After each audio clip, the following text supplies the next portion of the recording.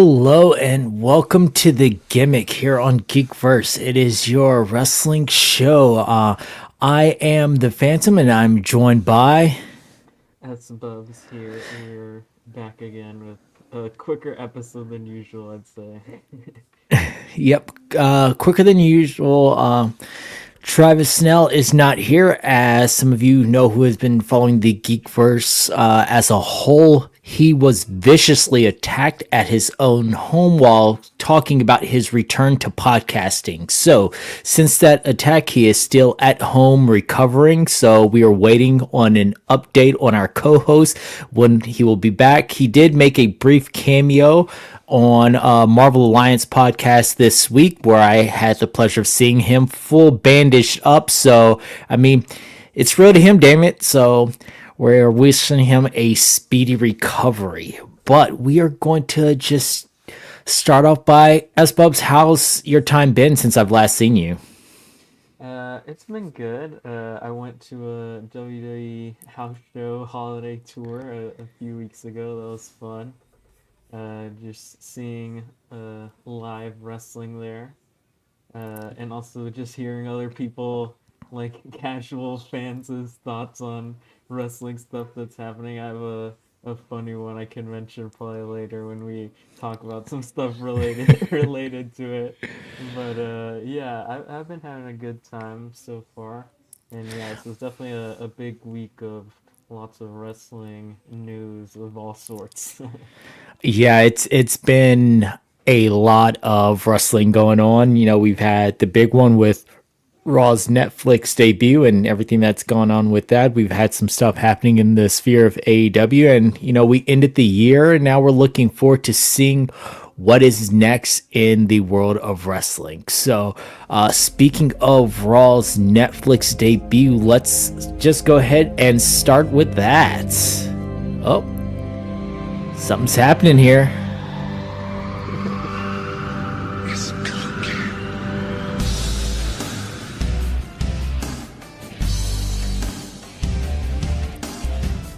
Got to put myself in the actual room here. He has risen. I have risen. I'm here. You can thank. There's no words. Goddamn. Calm down. I was just about to make the joke that, like, much like AEW with Kenny Omega, we'll really never know when he's ready to come back. Yeah, and just like Kenny Omega, we'll never know when he's come back, and I'm here. Luckily, the grandparents picked up the other kiddos a little earlier, so I thought, you know what, I'm gonna come by. It's not my return to GeekVerse. Gimmick's our show. I was made sure the lawyers got rights to that, so we'll talk about that all another time. But no, I'm here to join some fun. So I didn't tell these two guys because I'm like, oh, because I didn't know if it was gonna line up. I'm like, oh, if not, I had the cooking video ready. I'm like, okay, I'm gonna get it ready. Damn Wi-Fi, I think it slowed it down and stuff. But no, I'm happy to be here because there's lots to talk about. So I'm excited to join here. So. Awesome, and you're jumping in at a perfect time. We were just about to get into the wonderment that was the Raw Netflix debut. January 6th, big things happening. It was hyped to no end. They have moved from their home on the USA Network, where they have been, with the exception of a brief stint with another channel for a while, but they have Spike, been with. Remember they were on Spike. Yep, Network they for Men. Were you alive, S-Bubs, when Spike was a thing? Where it was? Did you know what that I is? don't think so. It was. That's what it was. It was the Network for Men, and it was all like cops. It was Girls Gone Wild. It was. I'm not sure if you ever heard of this show. It's called 1,000 Ways to Die. It's like I've heard of it. yeah. So it's all like the most like male-coded stuff, and Yeah. Raw I think was I've on seen there. a clip of like some like was it like they had like an award show or something.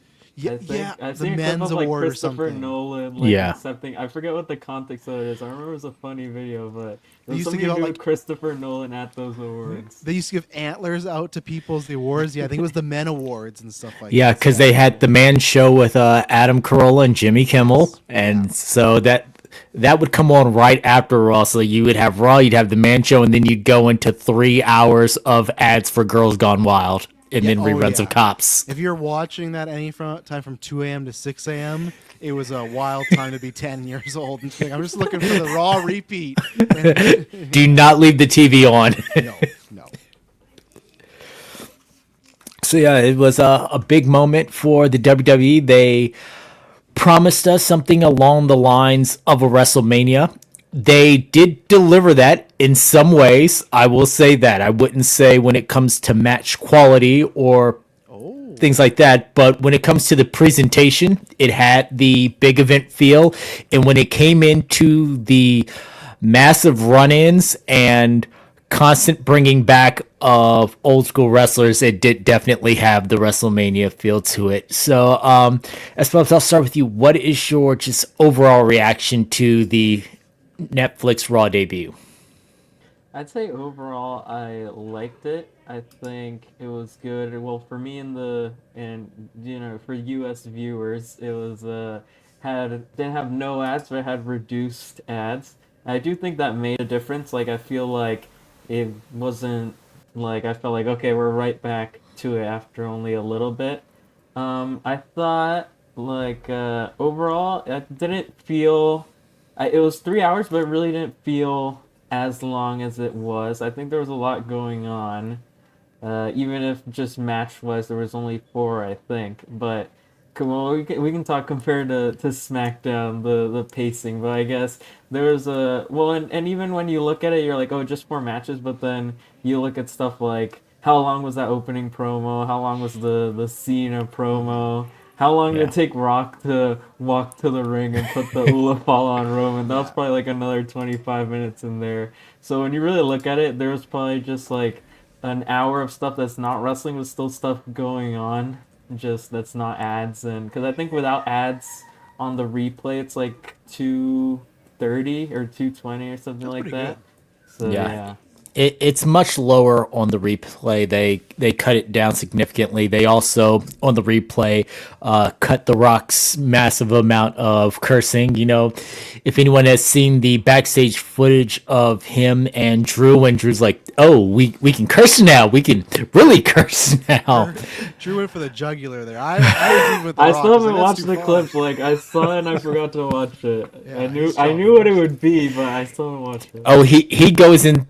He says, you know, the standard words that they normally get bleeped for. Then he says some words that you do not expect to see on television. Words I've never heard on WWE TV. Yes, words that I rarely even hear on Netflix television. Like it was that much. So, yeah. Snell, what's your initial thoughts of it? Yeah. So overall, I enjoyed it. I understand why, because now I'm prepping stuff, been being on the X, the Twitter a bit more lately. So I saw the reactions the day after that. There was a lot of, I think, mixed negativity, but I think I had my expectations right, because there's always this expression. Maybe it's different with Triple H, but with the Vince era, which was just before like 50 years, but before it was always WrestleMania was the big event for the general audience, and SummerSlam was the big event for the wrestling fans. That's when you'd get your like, oh my god. I've also heard a lot from fans that said like Backlash was WrestleMania. Yeah, that had to be a thing. Money in the Bank at times has been WrestleMania. So that's the thing. Like, to me, when Triple H and company started to be like, oh, this feels like WrestleMania, it's like, okay, I know exactly what type of show we're gonna get. You know, where are they again? Netflix? Because they only told me about 1,500 times. Like, I get it. They showed in the Netflix like the Raw top 10 moments. In between each moment, they tell you like, get Netflix to watch Raw, and it's like, where else am I watching this? I'm watching Netflix's Raw top 10 moments. Yeah, and you're telling me to get Netflix to watch Raw. Like, I don't have it here, but it's the same thing with you guys and AMC. When you get Nicole Kidman telling you to come to AMC, it's like you're already there. It's the same thing on the ring. This is where magic happens. Yeah. That's why I'm here. There's a Netflix logo on the ring. It's like there's a Netflix logo everywhere. So there's a lot of the ring stuff to me makes sense. Like if this clip is going around and there's a big Netflix logo on it, like that makes sense to me. Yeah, like out of context or anywhere else. Yeah, that's fine. So that one, that's a good point. But there there is a lot of WWE does tons of the back padding and biggest debut ever and everything like that. So if you absolutely hate this stuff, I'd get that why it was a long time. But for me, I just thought that's what they're gonna do. They do the same thing at WrestleMania. We're sold out, biggest gate ever. We should have done like we did our super kicks, but we should have seen how many times will they say Netflix on the first. Oh yeah, that would have been good. I hope someone it's gotta be more, maybe more than the super kicks. Absolutely, it could be close to 50. Honestly, in a 3-hour broadcast. But overall, I thought it was good. I thought they had some big angles. There's one in particular thing that I really don't like, but we'll get to that. But no, some good blow-offs. I think to me it makes sense. Obviously, there's other stuff like the Hogan thing, but that's like that was going to be a disaster regardless. It's funny how big of a disaster it's been to the point of I shared you guys the article where they're looking at new superstars to be the face of the beer. It's just like sometimes all these corporations are tone deaf and they don't get it. I don't understand. But overall, I thought it was a good debut. But this week we'll be back to regular Raw. For me and for other people that are in the internationals, it was great because now it's like AEW. I don't have commercials. NXT and SmackDown still do. We don't get commercials. We just get the weird like I think OnlyFans videos of I saw the international for NXT. You guys got that, but for us, like I was watching live, there were some. I don't know if there's like when I was watching it live, it was like they had picture in picture for almost all the matches, and so I think internationally it just went to the graphics. You mean to these like, videos and it's just like all of them like yeah. For 3 minutes just. And man, after SmackDown, during SmackDown, it sucked because they were starting to play the last hours like the same one over and over. But yeah, so NXT I didn't know because I was busy that day. Yeah, so I think for international even got because it was like a special CW thing. Like it showed the picture in picture, and then above it, it was slightly larger than the normal picture in picture. And it said like CW presents nonstop NXT, but it was weird. They picked the picture for the most random one. Like sometimes it wasn't the matches. Like we got picture in picture for Lexus King and Charlie Dempsey's entrances.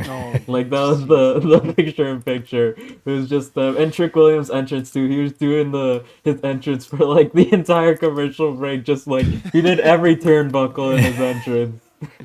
Yeah, so my last point is, other than I think one match, I think they were all good, but nothing was super notable. I think the main event, which is Punk and Rollins, I think that was notable. I thought they had great chemistry. The rest we'll talk about, but overall, I thought it was a good. Hey, we're here on Netflix. We're a big deal, and like S-Bubs alluded, much better than SmackDown. SmackDown was tough to get through. I think SmackDown it's a drop off. Like the SmackDown 3-hour debut last week was pretty good.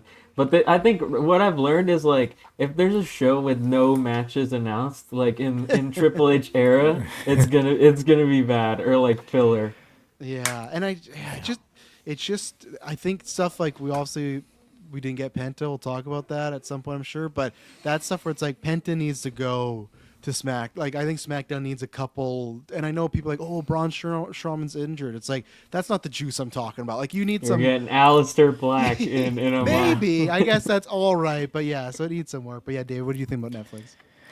I thought overall, like I said, it was a WrestleMania caliber show in the fact that it had all the pomp and circumstance. It had all the let's bring this back. Let's have this moment. It was all about the moments, not the matches. Like I said, there was 4 matches, 3 of which were pretty good matches, but it was 4 matches to just get us through. But it was more about let's give you these memorable moments. We started off with the video that they released that beforehand, so we kind of knew what was coming with that. We had the video, and then of course Papa H has to do the intro. We all called that.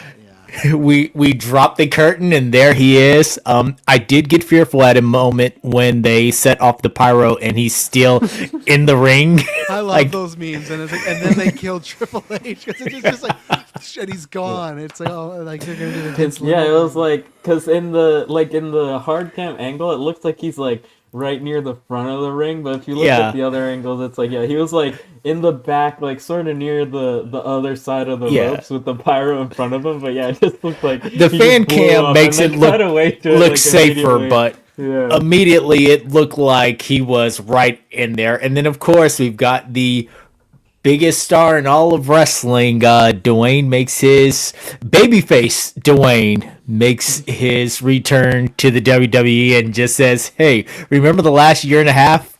Forget about it." I love Cody Rhodes. I love Roman Reigns. I guess, yeah, because you gave your thoughts, we could start there. I absolutely hated all this. I'm of two minds, right? Because I think clearly The Rock has no fucking clue when he's coming back. So I do appreciate, I could be wrong, right? Because people are like, oh, he could wake up Tuesday and change his mind.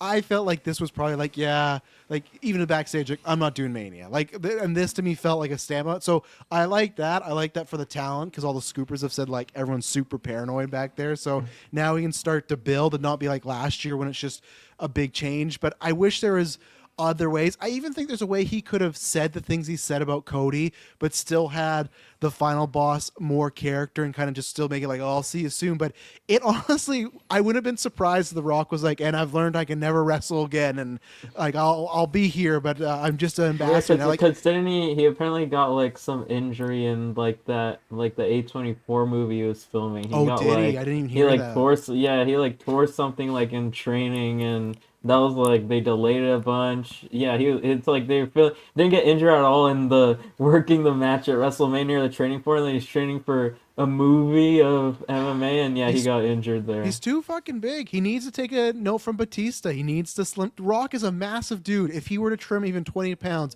he's still gonna look more massive than most humans. Like he's so big. He had definitely slimmed down for WrestleMania because I remember people were comparing like he hit Jinder Mahal like 3 times and he was looking gassed, and then for Mania he was looking better, but yeah. So I guess it all depends for me of what happens in the future. If we never get Rock and Roman and Rock or Cody, then I'll kind of like, okay, fine, he just blew it off, went away. If we do revisit that, it does take a little steam off it because I thought last year, like everyone else, they did such a good job of what's real and what's not. This to me literally felt like the magician showing you how the trick was made. And I'm fine. If they do it, maybe I can get excited, but it just felt like there was still that great tension. It was like a Hall of Fame segment where they're just like not in kayfabe. Yeah, and that's where so it was odd. There was that stuff he didn't have to do. I also found odd they didn't thank Triple H at all. Like he thanked almost everybody top person and not even Triple H. I'm sure it's fine, even though the great video of them backstage, Triple H going for like the dab and Rock just completely. That's one of my most liked letterbox reviews is me reviewing that WrestleMania documentary and saying I think Rock and Triple H hate each other for real.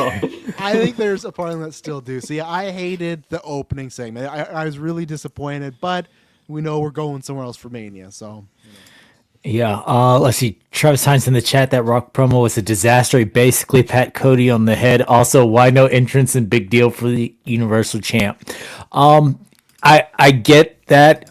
Everything about the Rock's promo, it was off. He could have stayed the final boss. He could have said, hey, here's your kudos, but I'm giving you these because I wasn't here. Everything he said about, you've been running with the ball all year and things like that, he could have still said that, but then made it say, because I wasn't here. Like, you are only able to do those things because I wasn't here to do that. What you're saying right there is, like, literally the exact promo that Obafemi said to Trick Williams, like, 2 weeks ago about why he was NXT champion. He said that he was only NXT champion because he was a North American champion for the whole year, and that he let him be champion. Or because Triple H doesn't want to work Tuesdays. And even the Roman Reigns thing was odd because he said that, and he's like, I'm going to be watching real close the tribal combat. So I thought, okay, he's peacing out, like The Rock's out of here. But then he still came back to do the Ula Fala gimmick. So I was like, why did he even say anything? It was strange. But I with Heinz's question, I'm a Cody Rhodes guy, so I'm biased. But I said to you guys in the Discord, I'm like, he better not just be there to brawl with Kevin Owens. And he was. That's all they did with him. He was sitting in the crowd. He kind of looked a little like a chump with The Rock in the ring, having this fucking... He didn't have the people's title at that point, but his girls... I noticed when they had all the lights off before I started playing the cold open, and it was all dark, people are chanting Cody, before the thing even started. I just feel I don't think it's as bad. Nowhere near. But the conspiracy guy, I lived through the Punk 2012, 2014 era. And I still feel like, okay, so why is Roman and Solo having their big match? Why is that not Cody? You know, I still feel like WWE says Cody's the quarterback, but Roman's still the guy to them. And I'm still waiting for that moment of when Cody is a little bit above them. Like, as I said, I think I'd have to do the math, but I think since anytime Roman's on a show, I don't think Cody's ever main evented over him. It's always Cody somewhere else unless they're together, right? So yeah, I was a little disappointed that all it was just, you know, you get the whoa, he beats up Kevin, you know, that was it. I will say the one good and redeeming part about The Rock's promo is him calling out Netflix and saying that if he starts glitching, he was going to come up there and handle them. I was like, that was a nice little nod, because you know that's been a conversation that's been happening. Like, how will they be able to handle the traffic? So him calling that out immediately was a little bit funny. But other than that, there was no need. He even says, hey, I'm going to be watching the tribal combat closely, before he gets into his catchphrase of, if you can smell what The Rock is cooking. And then right after that, we move into our first of 4 matches of the night, the Solo Sikoa versus Roman Reigns in the tribal combat match, which why do we keep doing the tribal combat matches? I get it. They love the end game, right? There's technically only been one other tribal combat match. This is different from Roman Reigns is undefeated in tribal combat. Cody Rhodes is undefeated in Bloodline Rules. It's right, they're different. I forgot about tribal that. Right. combat is for the tribal chiefdom. Okay. Bloodline Rules is just bloodline rules. Is anyone can run in, and 30 people will run in, which is. Other than the Jay and Roman trial combat one, they're all the same match, where it's they wrestle and then it turns into a WWE Endgame where people come out, and it's like lessening degrees from WrestleMania to SummerSlam to now. I don't need another trial combat. I think this one had like the we'll talk about the SummerSlam match later. I'll say that the Cody versus Solo SummerSlam match is on one of my awards.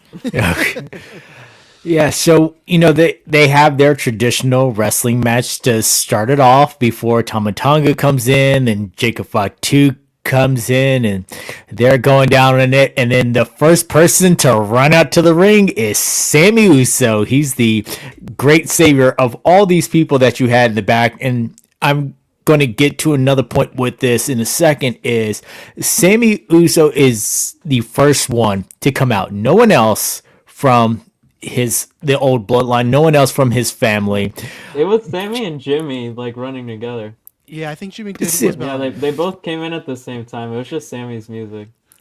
Again, you give Sammy the pop. Out of all of them, you're giving Sammy the pop. Jimmy comes down. He's the more recognizable song. Is Jimmy getting that pop though? Like, he'll get somewhat pop, but people aren't popping the same way for Sammy. You know, I'm very curious what Jimmy does when he's not teaming with Cody, his brother, or Sammy. Yeah.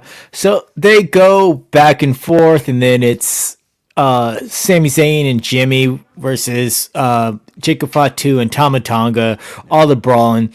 Kevin Owens comes out of nowhere, hits the stunner. That one got me. That was great. I actually thought Roman was going to lose there, because I thought, oh, what? And I kind of hope he did. Not that I want more of the trial combat, but just like that would have been such a great moment for the Kevin Owens character, like to fuck. And you know what sucks? It's weird that Roman's like, when you back next January 10th, like doesn't give a fuck. Kevin Owens got involved in the match at all. Yeah. It's like, whatever. I'm piecing off. So I was hoping that was the end of it, actually, to see what would happen. Yeah.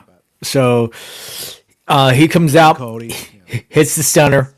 Cody has to come out, hit the ring, get his moment in there. Reigns connects with the spear. 1, 2, 3. He wins. After the match, we get Paul Heyman doing the kneel down with the Ulafala handed to him. And who comes back but The Rock? Gotta make it about him. Remind you all, he is the head of the table. So he comes back. He places the Ulafala around Roman Reigns' neck. They have that stare down before they then have the Arnold Schwarzenegger clap up. Yeah. Show that they're all quote unquote united, which again furthers the whole Rock's not coming back. I think that while Roman Reigns winning in this context did fit and it does help with the story, I think, because you're going to have more with new bloodline versus the old bloodline. So this was booking wise a good decision. The Rock coming out at the end, I'm not too sure about that. Even if it was just to blow up the last year of booking, it didn't seem to make that much sense. I was hoping for rock bottom, man. I was so even if we didn't pick up on it later, I was like, okay, even if we don't get Roman or Cody and Rock, that's fine. I wanted one of them, but no, he still stood there. I know people are like, he looks mad after, but who knows? But see, you never do the turn. You gotta, as Stone Cold said, call an audible, say, hey, look for it, hit him with the rock bottom, and call it a day.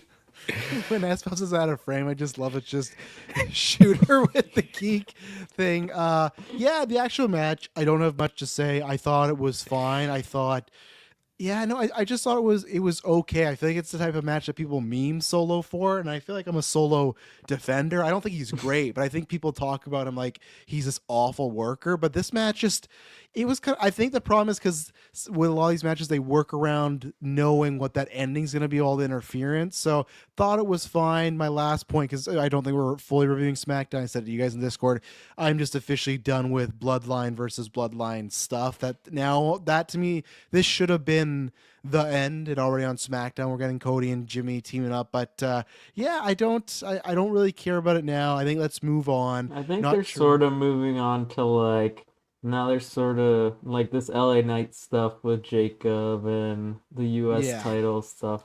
I feel like that's sort of where they're gonna go now. Solo's gonna come back and he has to answer for his loss, so who knows where they're gonna go from here. I don't know if Jacob Fatu's gonna take over the new bloodline and we go from there, but no more new bloodline. It's gonna continue for a while. The exact same segment they always do, where they kick someone out, and someone new comes in, and that's when we finally get the debut of Tala Tonga, and Jacob Fatu changes his name to Caesar Sikoa. I get the ideas behind them, but it's just like, what, we're gonna kick Solo, then it's Jacob, Tama, and Tal. It's just like we're really they are really starting to go NWO style. We had to split off, we had the Wolf Pack, and now we are just diluting the waters here. So my pitch is I don't know if they want to do Jacob and Roman, because obviously Jacob would have to be a heel, but obviously we'll talk about Roman later in his plans. I've been pitching that you keep the new bloodline around to Rumble, and then you have Jacob and Solo clash at Rumble, and that starts the full-on break. And to me, that's the agenda, is Solo and Jacob at Mania. I think that's like a good mid-card, like 12 to 15 match. You put Jacob over strong, and then I don't know, he goes and squashes Nakamura or somebody. Like I think like Jacob and Roman, you can do it any time. I think Jacob and Solo, because if not, I agree with Espav's meme, like Solo is going to be like a battle royal guy. Like I don't know what, like that to me is the last cap of that. But yeah, Espav, was this match a match of the year for you? No, I wouldn't say it was. It was what I expected. I think the run-ins and stuff made it more fun, and like I said, I really like the KO one. Really got me. But overall, yeah, it was what I expected. I didn't think Solo was gonna win, and he didn't. No. But yeah, just like you said, interesting to see where they go, what the new bloodline does, sort of outside of bloodline stuff in the future. Where do we go from here with them? That is going to be the big question, and we'll have to stay tuned to see what Triple H has in store for them, whether it be going forward on Raw on Netflix or if they stay on SmackDown. I have a feeling though that they started off and they kicked off Raw because Roman will be moving to Raw. He will be one of their faces for that. What do we think he's doing the 27th? Because like I feel like I don't know, it could be something 2K related, but that's dumb because like I don't think it's a big thing. We know he's probably the cover. They already said he's in the Rumble. That's what I thought it was going to be, of him just doing a cinema promo and then I'm going to win the Royal Rumble. But they let Paul do that, so I'm not sure if it's just a stare down with someone, they could always go for an easy Cena Roman segment. I actually think that could be fun to talk That's about. actually probably what he's good. I Yeah. mean, maybe he says like, I don't know, like I'm the greatest of all time and I'm gonna win the Rumble, and then Cena comes out. Yeah. Yeah, so Yeah. that'd be good fun. I think it will be Paul Heyman having a celebration of Roman where they formally announce him as not only the tribal chief but the cover for the new 2K game, and then that's when we will have the who's Roman's next opponent, who's going to come out, ruin the celebration. Where do we go from here? As someone else declares for the Royal Rumble. Karrion Kross gonna come out. It was fucking little sand time thing. Yeah. Because he did that to Roman when he came back. He interfered in a Roman match. They got to pay that off. I'm waiting every time. Like, when's Roman and Karrion Kross getting it? Oh, I was gonna say something else about the. I was gonna say the game. They should make like a pre-order bonus where you get like a Ula Fala or something like that. I'm surprised. I wonder what it's gonna. It's like the pre-order bonus, yeah. Because this year is for Cody. The pre-order bonus was you got I think you got Undashing Cody Rhodes, you got Dusty, and you got I think Superstar Billy Graham was the pre-order bonus. You could get like Roman's dad. That could be one. You could get him in like the FCW where he's in the trunks, like real. Like Leaky. Joe. Whatever he went by, and like Shield. He's always there. Like there's a Shield version always in the game, so you get that. I guess you get the action figure one too, right? Yeah. Where it's Roman. But I was gonna say, why aren't they? I know it's like precious, but why is WWE not selling fake Ula Falas for people to buy?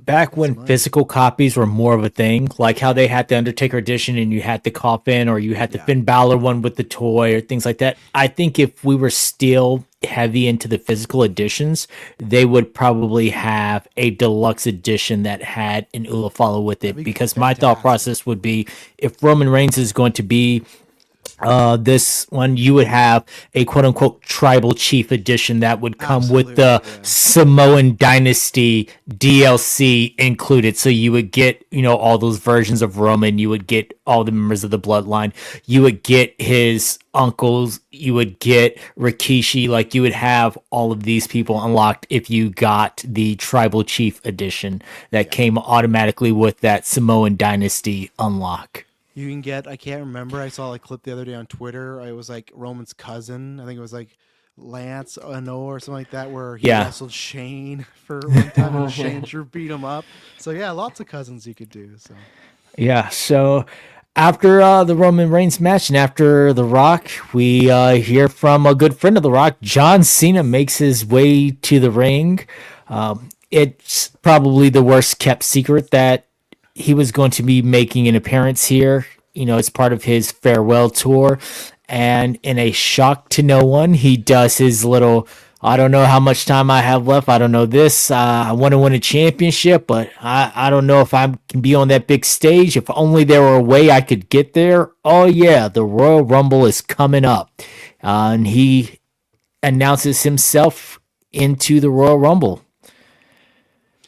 Yeah, because now obviously the big working rumor is, which I'm wrong on some stuff we'll talk about today, but I remember me and Dave talked about this. I said Cody and Cena, because I know last episode you're like, I don't know if they should do it months ago. I'm like, that Uber babyface Shawn Taker, it's there, and it seems like that's the way to go.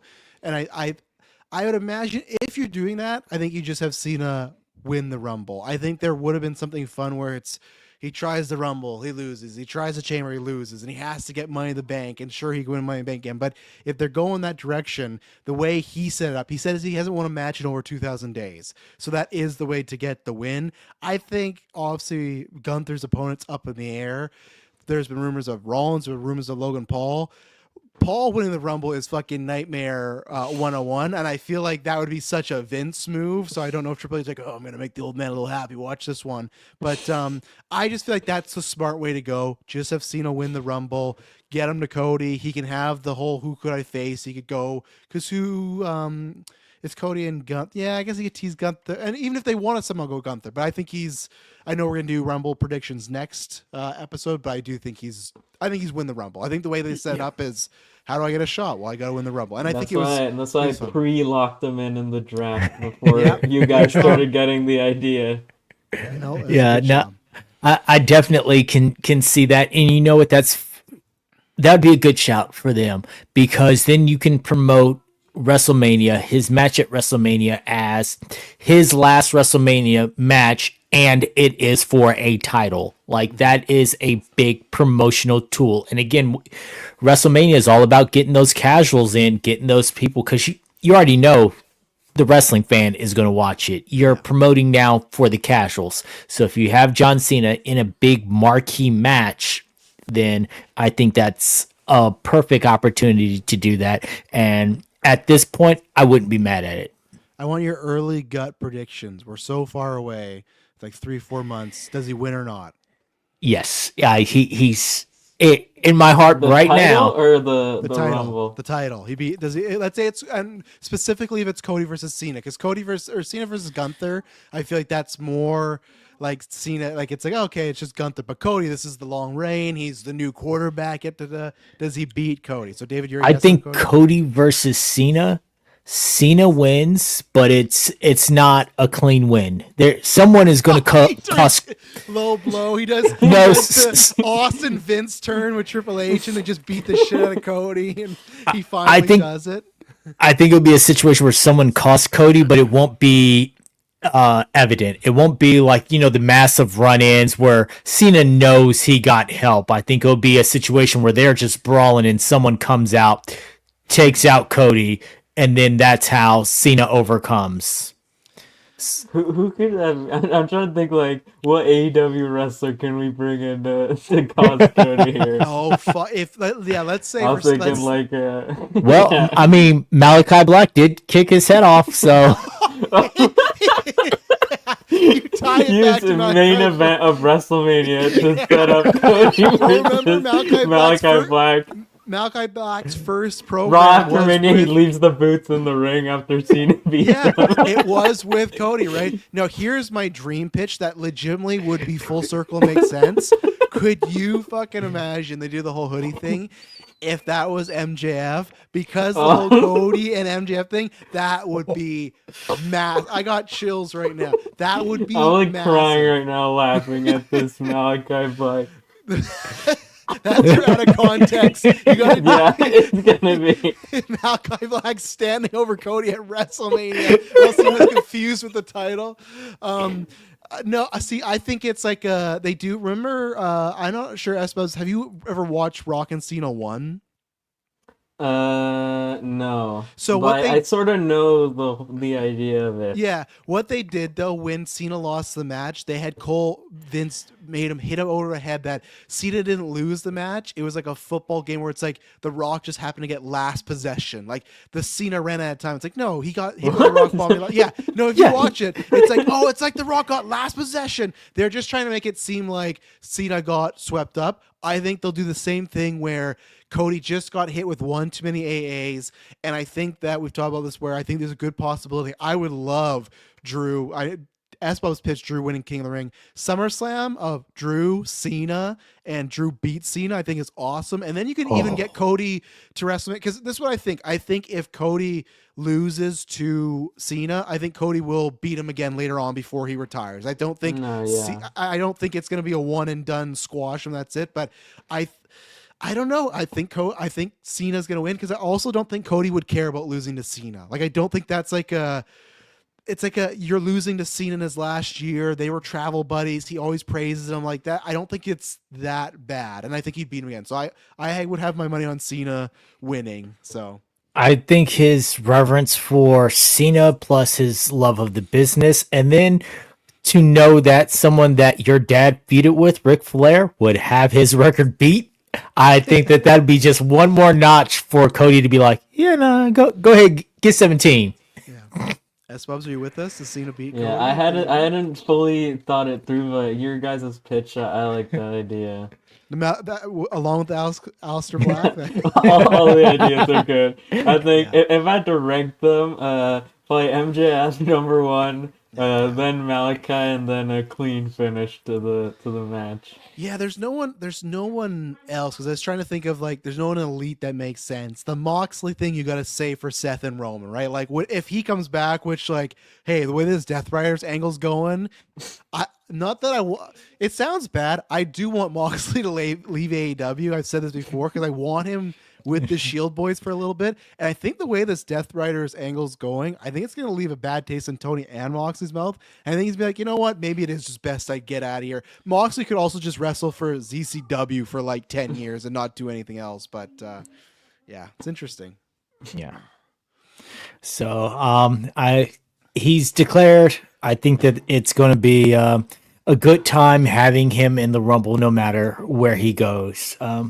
So we transition out of two old timers making their return to the current and future of the biz. We have Liv Morgan with Raquel Rodriguez and Dominic Mysterio versus Rhea Ripley. Liv and Raquel. And what was promoted as the last woman standing match that didn't really have the last woman standing stipulation. They made a whole all got fooled by it. Like people looked it up. Like the tweet that went around is like, oh, they just announced it on main event. It was on the graphic in main event, and then 3 weeks later, after everyone believed it, someone checked, and it's like that was not, like someone just completely made it up, and everyone believed it. I never heard that. I thought it was just a WWE. No, it was just like a fake graphic, but it was on main event, so no one thought to check it. Even like Fightful reported it and stuff, but they never mentioned it on TV or anything. Never promoted it as the last woman standing. Yeah, I think everything that I saw was like, oh, we've got this last woman standing coming up, and then nope. Could you imagine if they would have done the ending? Because I said like, oh, it's the last woman standing. I feel like Liv's gonna win. And the ending is like Undertaker chokeslamming Rhea to help Liv get the win. But yeah, you know what? I think that for me, I always thought I agree that Liv is serviceable wrestler. She's a better character and promo than she is in ring, right? But I still think she's good, and she's had like, I don't know if I can say a great match, but some pretty good matches. I thought her and Rhea at some point were gonna have, oh, this is the one that, hey, the angle was a little long, but they really got us. I don't think they had that here. I think the issue is I think they don't need to swap, but I'm saying to have that great match, I think you need to have Liv as the baby and Rhea as the heel to do the whole like underdog little wrestler with gigantic big wrestler. When Rhea's the babyface against Liv, it never clicked to the degree that I was hoping in the ring. I still think, I know lots of people hate the reign. I push against it because I think it gave a lot of moments. I think I will say that obviously I'm completely wrong because Liv won this, or Liv lost this, even though PWI did say that was the original plan. So I knew they were going that way. I just felt it, but I think they did read the room and go, okay, most of the people are over this. I thought it was it was a fine match. They did the Dom and Rhea moment, but I still think they should have done that in a bigger crowd. They should have done it somewhere else now, but still they did that, and this was fine. The Undertaker moment was odd. It's like Rhea, she doesn't, like, good for her if she enjoyed that, but it's like she doesn't need that anymore. Like the way you said she's the future, it's like she kind of is, but she's not even now. She's like the present. Like to me, the top three of this company is Roman, Cody, and her as far as like everything, right? And it's odd. So I thought it was fine, and I'll give S Bubs his credit that so far, if you're in the Discord, his theory might be right. I still say that like I said, I think Rio and Io, if we're going Rhea and Io, if we go that way, it's gonna be great. I just want to see what the story is because I worry if we got Cody and Cena as the babyface match, if we have two of them, they'll get lost in the shuffle and people kind of forget about it. But the match will be great. So yeah, and with Liv, I don't know where they go from there. I know people make all the jokes about the tag rope and the Wyatt whatever thing. Like, I still think Triple H has plans for her because on the Raw profile on Netflix, there's only like 7 icons. She's one of them. And to me, like, if you take what you've done with Liv this whole year and just kind of make her a tag team wrestle again, that's bad Booker stuff because the wrestling fans may not, whatever, enjoy lots of her work, but I feel like in the mainstream, she's like I just saw an ET the other night where she's showing off her house, like whatever. I mean, it's like the Solo Sikoa thing. It's like they gave him like 19 PLE main events, but what's he gonna do at WrestleMania? Yeah, and that's the thing, and that's where for her, I'm kind of hoping it's not the Wyatts and it is something more at the US or Intercontinental something, because I feel like they raised her stock a lot, and if you just throw in a tag, but yeah, we'll see. Yeah, for me, this is out of the 4 matches, this is the least of my least favorite of the 4 matches. Not saying it's a bad match. It was just my least favorite. It was it was there. It served itself with the ending. I think that this could have been closed out and done better on a bigger stage, but hey, they wanted this for the Netflix debut, so they got it. Outside of that, yeah, you get through the match. Morgan does her thing. Rhea ends up going over. Dom comes in, looks like he's following the championship, like he has no allegiance in there. Honey, I'm home before Ripley gets him down low and then follows up with the Riptide. Everyone pops. You knew everyone was going to pop for it, and I think that's really what they wanted from that. That was a social media moment. That's something that they could put on their Twitter or on their TikTok for however long it's left to say, here's a clip of this. And after that, yeah, Ripley celebrates. We get The Undertaker as the American Badass, comes out, takes a lap. It was odd the way that The Undertaker came out, because she's just walking, and all of a sudden, Undertaker comes out, just drives right past her, circles up, and then pulls up to do looks at her, all right, on 3, 1, 2. And she didn't need that rub. She is I can confidently say right now, Rhea Ripley is a future WWE Hall of Famer. Yeah. Like, she has already solidified, unless she just does something crazy, she has already solidified herself that. So she didn't need the rub from The Undertaker. You guys just want to have an Undertaker moment. And it reminds me of when Punk did the podcast a long time ago with Colt Cabana, and the plan was supposed to be him and Triple H at WrestleMania, and he said to Triple H, like, I don't need to wrestle you, you need to wrestle me, meaning like you're not that relevant anymore. And that's how I felt about obviously the Hogan thing, but the Taker thing too. I just feel like, how do we get him on the show? It's like, I don't know, next time just put him beside his wife in the fucking crowd, like have the song go off. That's good. Like, he did not, like, I guess, he threw his fist up, cool, but it's just like, I don't know, but yeah, like, that's fine. For The Undertaker, what they could have done, just how they had, like you said, everyone in the crowd, they could have been doing the crowd shots. Boom, lights go out. You hear the gong, lights come back on. Undertaker's in the crowd. He throws up the fist. Yeah. Like, you could have just had him. Yeah, people would still pop for The Undertaker, despite what some people say about the reasons Hulk Hogan got booed. Like, I don't think The Undertaker would have got the massive boos at that. He would have still got cheered in, but he didn't need to take Rhea Ripley's moment. It may have been cool for her as someone who's grown up watching wrestling, but other than that, it wasn't needed. And even that stuff aside, because I don't think we're talking about much, even Hogan, take the political stuff, take the race stuff out, which is all bad. It's not just one event, there's several, but it's like, he's at that point where when you and I were watching, Dave, it's like Buddy Rogers was like way beyond our era. That's Hogan for a lot of, like, Hogan is so far removed for the new people watching. Like Hespos, have you felt the need to go back and be like, I gotta watch a Hulk Hogan match? It just feels like it's such and obviously with you coming in, it's like you kind of know, okay, this guy's like me, not the greatest anymore. I don't need to invest, but I just feel like, people don't want to hear that for some of the old timers, but there is a certain, it's like people that won't watch black and white films. Like, I feel like Hogan's at that stage where it's like, like that was the 80s. I don't care about that. Undertaker's still in that. Hey, he retired only what? Like 5 years ago or something. Like he was still around with this generation or people upcoming. He's still doing stuff that was like relevant to the product, like his documentary. Hogan, it's like there's nothing more to do. Like when he's there to promote his beer. That's the other thing too. It's like he's not there to be like, I don't know, I'm the GM of Raw. It's like, oh, when I team with Macho Man and like he has a real American beer. It's just, that's the thing where Undertaker, he's still relevant. Hogan's not anymore. So yeah, Undertaker is gonna get his pops. He's gonna get, when it comes to Undertaker and politics or whatever. For me, he is one who falls into separating the art from the artist, and I can do that with the Undertaker because there's not all that extra stuff. This just wasn't needed. You could have had him there. You could have had him in a moment. You could have had him in a backstage moment with Triple H, and that would have just been fine. Like, but we didn't need this. Teasing a Mania match.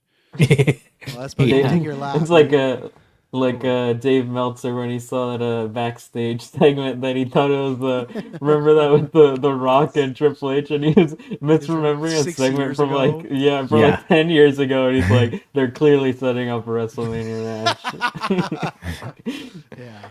But no, I suppose you can take your lap now. You for a while were saying Liv was losing on Netflix. No, it's not gonna happen. But you got it right. I finally convinced you by saying that it wasn't a last woman standing match. Yeah, because if it was that, I was like, oh, there's some wiggle room. But no, it's over. So. But yeah, the match itself, yeah, I liked it. I wouldn't say it was my least favorite match of theirs. I'd say my least favorite of theirs is probably the Bad Blood one, just because the ending was like completely botched. Absolutely. But I definitely like the SummerSlam one, and definitely with the ending of the SummerSlam one. So this was just like it was good. I mean, it had everything you kind of expected was gonna happen with the interference, and they let Liv kick out of the Riptide and stuff. But overall, I almost thought for a second when she kicked out, I was like, oh my god, there's a chance, but no. It's like, oh, yeah. Yeah. But yeah, it was what I expected, but it was still good. yeah. So again, it went to a semi-predictable ending for me with everything. They got their pops out the way, and we went on. After that, we get a quick segment with Jackie Redmond in the back talking with The Miz and Karrion Kross. They say, hey, we're going to go after the Wyatt Six. Miz I tells didn't get Kross, that at all on my stream. yeah, he's like, I'm not about this life. I don't want to do this. Karrion Kross like, you face John Cena. You can take on the Wyatt Six. Let's go. They already beat the Wyatt Six. This is what I don't understand with this whole storyline. They beat the Wyatt Six. I don't understand anything with Karrion Kross's storylines. Yeah. He is just there. So it makes no sense. But I guess on a future episode, we are going to get the final testament in The Miz versus the Wyatt Six again. David, were you watching on the American Netflix or were you using a VPN? I was using a VPN because I wanted to see what I started off on the American version and then I switched over to my other computer to see the different version because I was seeing through the internet. They're like, oh, we have different stuff. I'm like, well, I don't want to see stupid commercials or the same watch this on Netflix because I'm already watching Netflix. I don't need to see a commercial for why I should watch Netflix while I'm watching Netflix. So that's when I switched over. Yeah, the only backstage segments that got in the American version was like the quick New Day one with like the comedian guy and with Fluffy. Yeah. That one and the Chad Gable one where he looked for a luchador, and then those were like the only two backstage segments in the American feed. Yeah. After this, we go to Jey Uso versus Drew McIntyre. Jey Uso has quite the entrance with a little bit of even though he is wearing blue and fuchsia, there was a lot of green in his entrance. Picking up and putting down.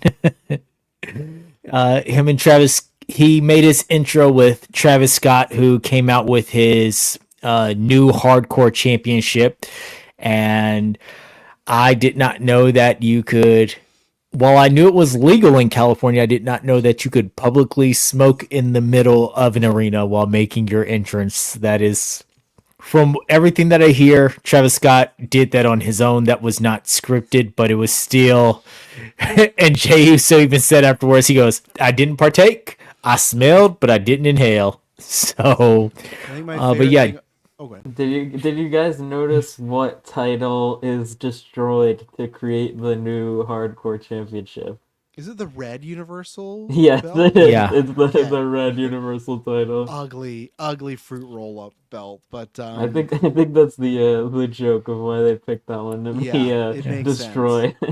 And it's just smashed with duct tape. Like it is such a horrible title that, again, sometimes they just like giving famous people titles. It is what it is, but they come out, they make... It's not a recognized title. It's just like a... Yeah. Like Arnold Schwarzenegger's HBO title, which was a modification of the Globe WWE title. Right. So yeah, people just get there. their famous titles. They like that recognition, same reason that they give them the sports teams and everything else. Do Travis Scott, Logan Paul, and Bad Bunny Mania. I'm fine with that for the hardcore championship. And I got Bad Bunny for the win. Yeah, and then have, I don't know, somebody. That's where Taker can referee. He can be a ref. But Yeah. the best thing of the weed thing is I like that Drew tweeted out after that he had a contact high, so that's why he lost the match. I thought this was fine. This was just like a regular Raw match. It's not the biggest deal because they made it like a roll up. He stole one, but I don't like Drew losing right now. I'll say I was listening to the Wrestle Purists stream, and Ibu was talking about that. He said he couldn't fully report it since it was mostly off the record type stuff. He said he heard a certain either a tribal chief or a final boss looked at this card and said, "Why is Jey Uso losing? We can't have that." Oh yikes! Yeah, I just Yeah. I especially you've set him up to be the bloodline hunter. He took down Jimmy, and then he goes for Jay, and like that. I guess he got Sammy, right? So he got Sammy, but like still, it feels like an inevitable like pushing it down the road. But now I also feel like, especially with that I think story, they also said it could also be a Roman being like, "You're not facing me at Mania." That's what and not even Mania, because I remember we had heard those rumors. I think we discussed it in one of the last episodes I was on, and I was like, "Oh, Drew and Roman, there's tons of story there. They should do that." But I said like that to me has to be a SummerSlam Money in the Bank. That can't be just like a Bad Blood. That should be a big one. And to me, this felt like Drew's not getting a Roman anytime soon, and that kind of sucks. And same thing with the Kevin and Roman thing. It just feels like they have, or the Kevin and KO and Drew thing. They have such just hatred for Roman, but Roman's like, oh yeah, whatever. I'm gonna go do this now and do this now. Like that's the things that do suck that he is so kind of isolated. But I thought this match was I thought it was good. Yeah. It was. It wasn't great. I mean, it was if this was the main event of a regular Raw, I could definitely see this being the main event of a regular Raw. Like, it was a good match. They had some good back and forth. The commentary for this match was all over the place, but in a fun way. I love Pat McAfee when he is doing Jay's entrance. I love the fact that Michael Cole got up there and then his watch alerted him that he might have fallen because he got so far into it. So that helps make these matches. But yeah, it was a good normal Raw main event, but it wasn't, again, for the big Raw spectacular that this is supposed to be. The match just, to me, didn't live up. Yeah, it was like definitely like you said, it was a Raw match on the WrestleMania type show. Yeah. But yeah, I'd say overall it was like the Usos tend to do that apparently. Yeah. On these big events. The Usos really show up for some reason. I mean, unless they're together in a if they're tag together, team sort of way. 5-star classic, but separately. Yeah. So main event, Jey Uso in the semi-main event gets his win, and we will see where both these gentlemen go from here. How far this whole Bloodline Hunter storyline goes now that he just took this loss. Was Braun Breaker was in the crowd, right? Am I remembering? I think that at some point, yeah. Okay. Yeah. Okay. That's all I had. So, but what was the reason for? I just asking? because I asked about Jay and Braun. I was like, why was Braun not on this show? Because I know a lot of people had the problem with Gunther. But it's great. I guess he was in the crowd, so he was there. But just even this week coming up, maybe he has like a easy squash match or something. But there was nothing announced. I know we got Sheamus and Ludwig for the 1,000th time. But still got Yeah. I've still got Braun versus Sheamus at WrestleMania locked in. Braun. Yeah. Oh. Okay, Breaker. I thought Strowman. Roman. Like, why are you booking that? Why? That's yeah. Okay, no, I'm down for that. Yeah. yeah. So, at this point, what we should have had was your World Heavyweight Champion Gunther live and in person, but instead what we got was Hulk Hogan and Jimmy Hart appearing so that he can promote his beer.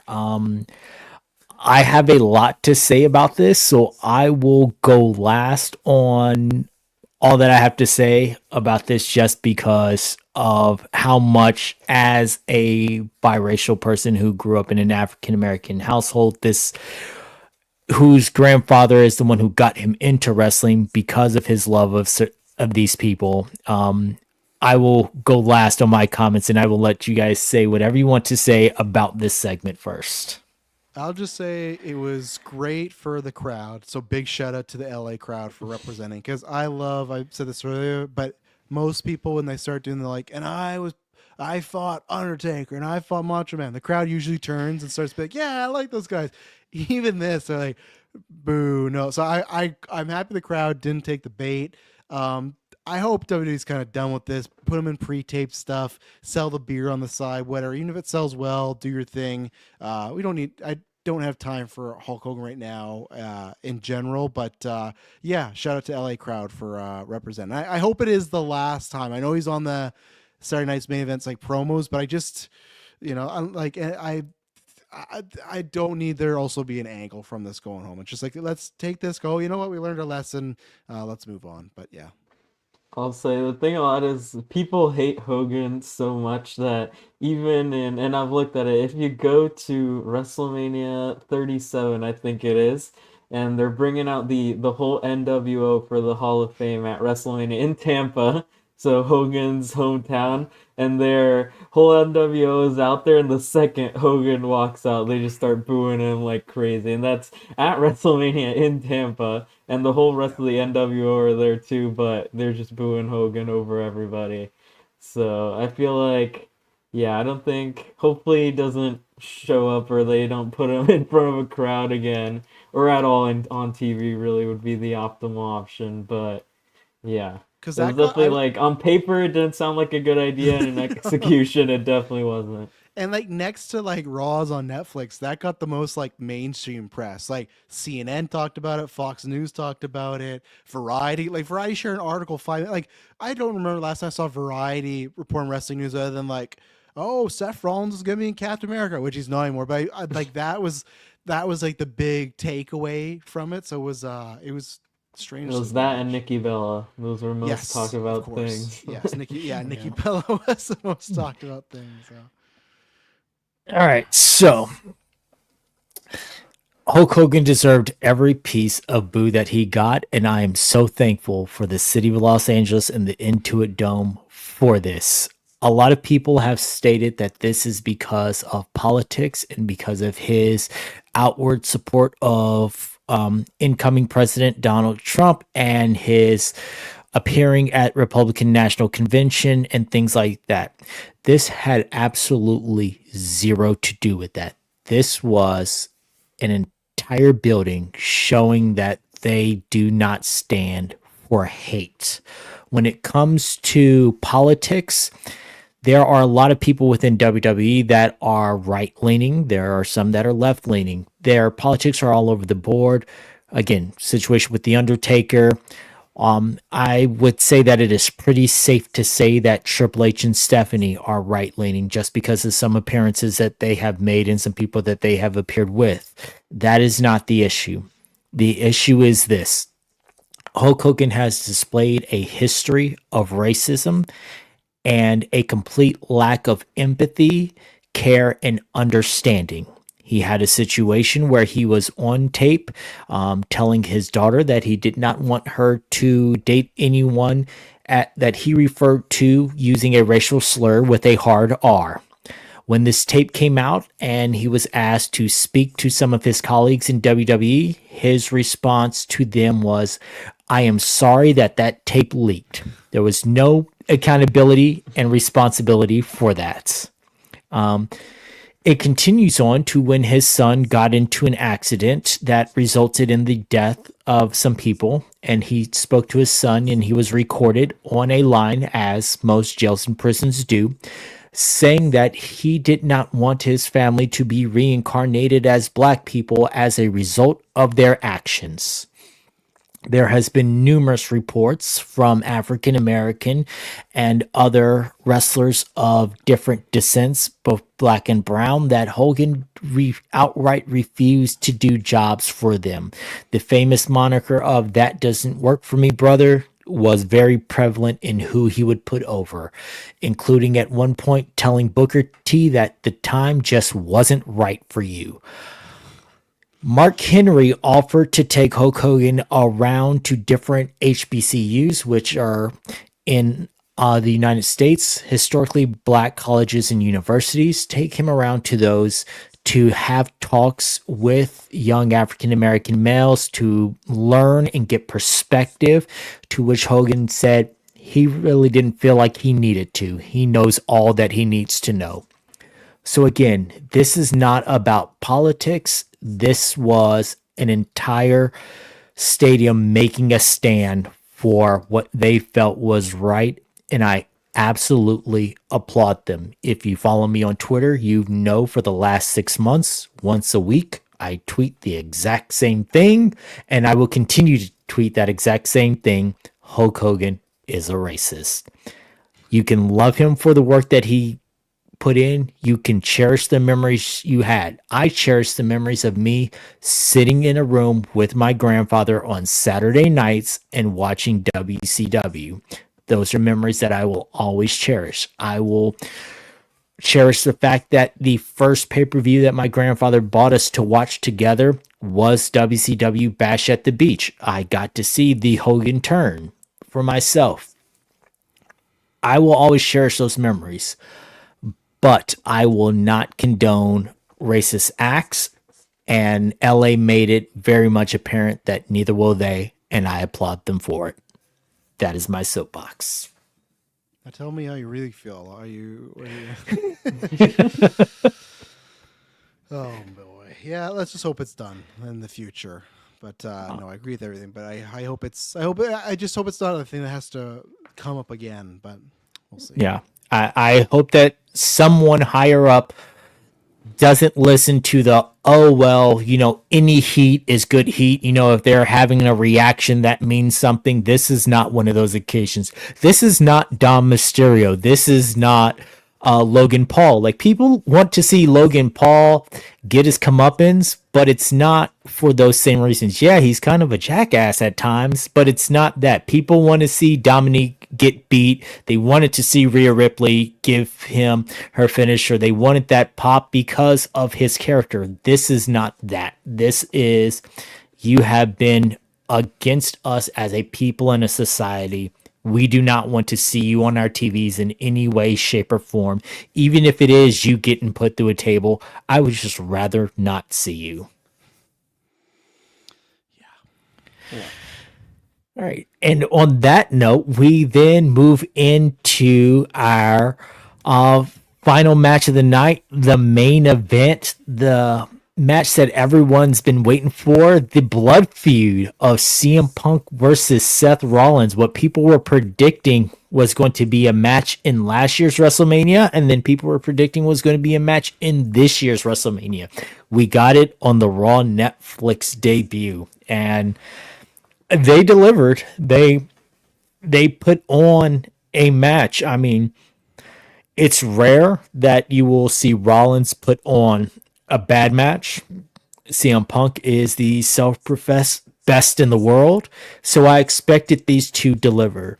And I will say that given everything that I know about Rollins and how he feels about CM Punk, that is the most professional of professional wrestlers on earth, that he was able to do what he did and do the job at the end. So kudos to you, Rollins. You deserve all the accolades for that.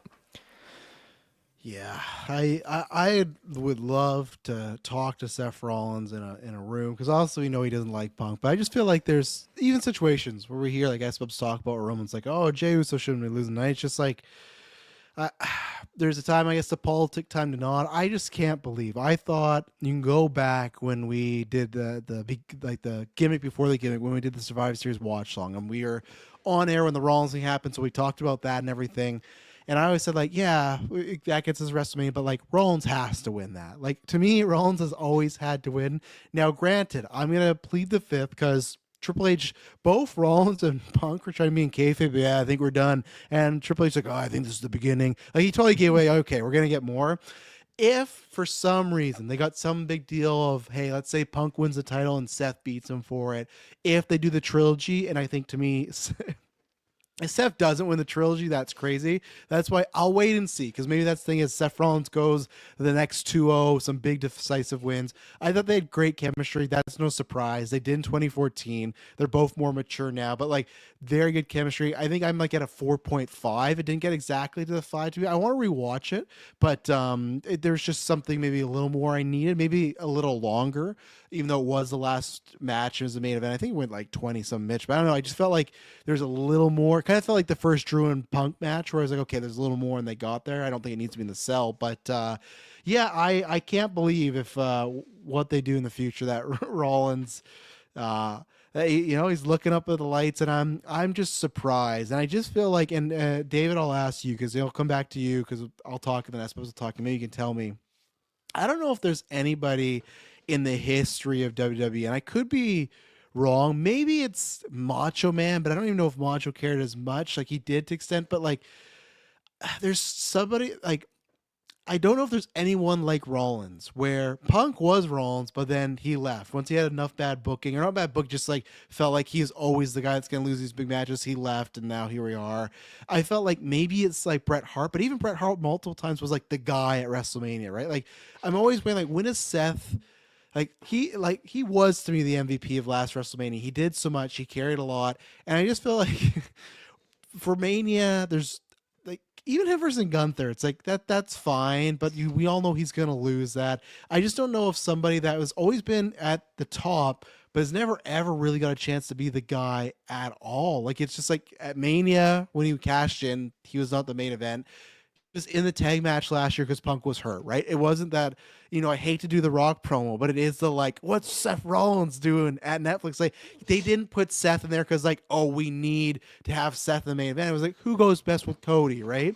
And it's just like, I'm not saying the dude should pack up and go to TK and cash in, but it's just like, I feel like he's got to do something because all these big moments, he's gone many big moments. Don't get me wrong. He's won the Rumble. He beat Brock once, but I just feel like the tippy top moments and just even stuff like this where it's just like, even if you're gonna do a trilogy, and I guess because like Punk's gonna verse Roman, right? And this is what I asked you guys in the Discord. It's like, if Punk or Roman does not win the world title, other than Bam Bam Bigelow versus LT Taylor, or am I screwing up? Lawrence Taylor. Yeah, Lawrence Taylor, which was like a special attraction. There's never been a solo single WrestleMania match that wasn't a big return, a retirement, or a title. So title matches, obviously, retirement, like, Shawn Michaels, what we thought Taker and Rowan was, or a return where it's like, oh, Stone Cold Kevin Owens, right? It's always, there's some gimmick. The fact, if I was Rollins, the fact if Punk and Roman main event WrestleMania, and it's just because, well, they want to fight, I would be fucking livid because I'd be like, why is it? Because I would understand if you go to Triple H, say, hey, why isn't I in the main event? They go, oh, well, we're going to have Punk beat Gunther. We're gonna have him beat Gunther, and we're gonna have Roman win the Rumble, and we want to do this title. And you go, okay, I get that. That's a big title match. But if Roman and Punk main event, and I'm fine with that. I wasn't on last episode when you guys were talking about it. I was the one that said you should do Punk over Punk and Roman over Rollins and Punk, but I did not think it would come at the extent of Rollins. I thought they would just kick Rollins down the way, like, oh, we'll get to another time. The fact that they had Punk, and Punk's in my top 3, the fact that they had Punk go over clean on Rollins, I'm like, this man must be livid. And that's why if it's just Punk and Roman, to me it makes no sense. I'm down because the aura is going to be off the charts. It's going to be fantastic. But from a kayfabe point of view, how is it the main event? And from Seth Rollins as a professional, how does he cope with like because you could just make the case, me and him and Punk, they had great promos. People loved the match. They loved the build. Why aren't I the main event of night 1 at WrestleMania? So I thought, like, to me, it's so interesting. The match was great. They had such good chemistry. I'm like, I do want to see more of this. And I think we'll get it. But I'm just so curious about the Rollins, Roman, Punk of it all. And I think Rollins is the first time ever where there's been someone this loyal that's always been close to the top, and still it's never left. And like I said, I can't think of who it would be. Maybe someone can tell me because there's people, but I feel like they either leave or unfortunately they pass away or they went to WCW. Like there's all this stuff. And I just, it's a fascinating situation. And like, especially too, jump to like, let's say Gunther does versus Logan Paul at WrestleMania.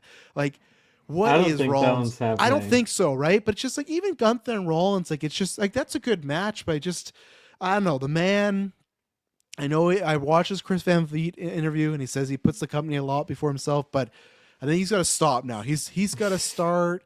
I don't know, and maybe they don't care about him that much. Maybe they would. I hate to say it. Maybe they would say, "Hey, go to AEW," because, and I don't think he will. He's a lifer, but just like maybe, like, is Rollins if he left WWE a big deal? I don't know, and that's where my last point is. I agree with what Punk said at the press, where I think it's the Seth frickin' Rollins, that's the costumes, like. I think there is too much of a character stuff that people don't believe in the guy Seth Rollins. He's a great wrestling character, but people believe in CM Punk. People believe in the tribal chief and the aura he has that are like similar That's to why war you have criminals. you have Punk versus Roman main event. It's already gone on 35 minutes. Then Seth in all black runs out, stomps both of them. Main event ends in double DQ. Now Oh he's the my biggest god. heel in the game right Yeah, there. I think that's what you gotta do. You gotta turn heel. But yeah, the match I thought was great. I think there is a 5-star in there. I don't think this was it. Like I said, I'm 4.5. But yeah, it's been a fascinating couple months to watch this all go down. So Yeah. To your point, I can't think of anyone who has stayed with a company so long. Even with Macho Man, he got demoted to ring announcing because Vince felt he was too old, and then he went to then he left. uh Yeah, he was like, yeah, "Fuck this, I'm out of here." he went to I don't want to be a WCW. He did commentator. Yeah. his thing. Everyone has jumped ship in some way somehow. Even before AEW came back, I mean, people were jumping ship. Even AJ Styles with TNA, when he was like, "Look, if you guys are going to keep bringing in all these other people, then fine. I'm going to go to ROH. I'm going to go to New Japan. I'm going to go test myself somewhere else." Like, everyone leaves, and he said in his interview with Chris Van Vliet that he doesn't feel like he's ever been given the ball. He's had to No. work for it. He's had to show his worth every time, but he's had these people who have come in and have been given the ball. And yeah, that can put a chip on your shoulder. I think that I would love to see these two run this back again on night one of WrestleMania. I don't think it's going to close out night two. That's going to be whoever the WWE champion is at the time. And I'm guessing that's going to be Cody versus Cena closing out night two. But if this Yeah, was for sure. to headline night one, I'm all for it. But I do think that if this is going to be another Rollins trilogy, Rollins needs the win. He did not get the Oh yeah. win in the Cody trilogy. He He was has 0 been 3. He didn't know he didn't get the win. He got 0 wins. It's fine if you take a loss, but it's like in the Punk Drew trilogy, it's like, okay, Punk won the trilogy, right? Which I actually still think Drew should have, in my opinion. I think Drew should have. yeah. Punk getting 1 win would have been fine. It'd still be over. But Rollins didn't even get a single win on Cody. And the other person I was gonna say, I've seen people sometimes say like, oh well, Daniel Bryan, but it's like Daniel Bryan had a whole WrestleMania built around him, and when they were originally going to do Roman and Edge at Mania, the rumor was Vince was like changed his mind, and he's like, it's not like juicy enough. What you're doing? He's like, let's get Daniel in there.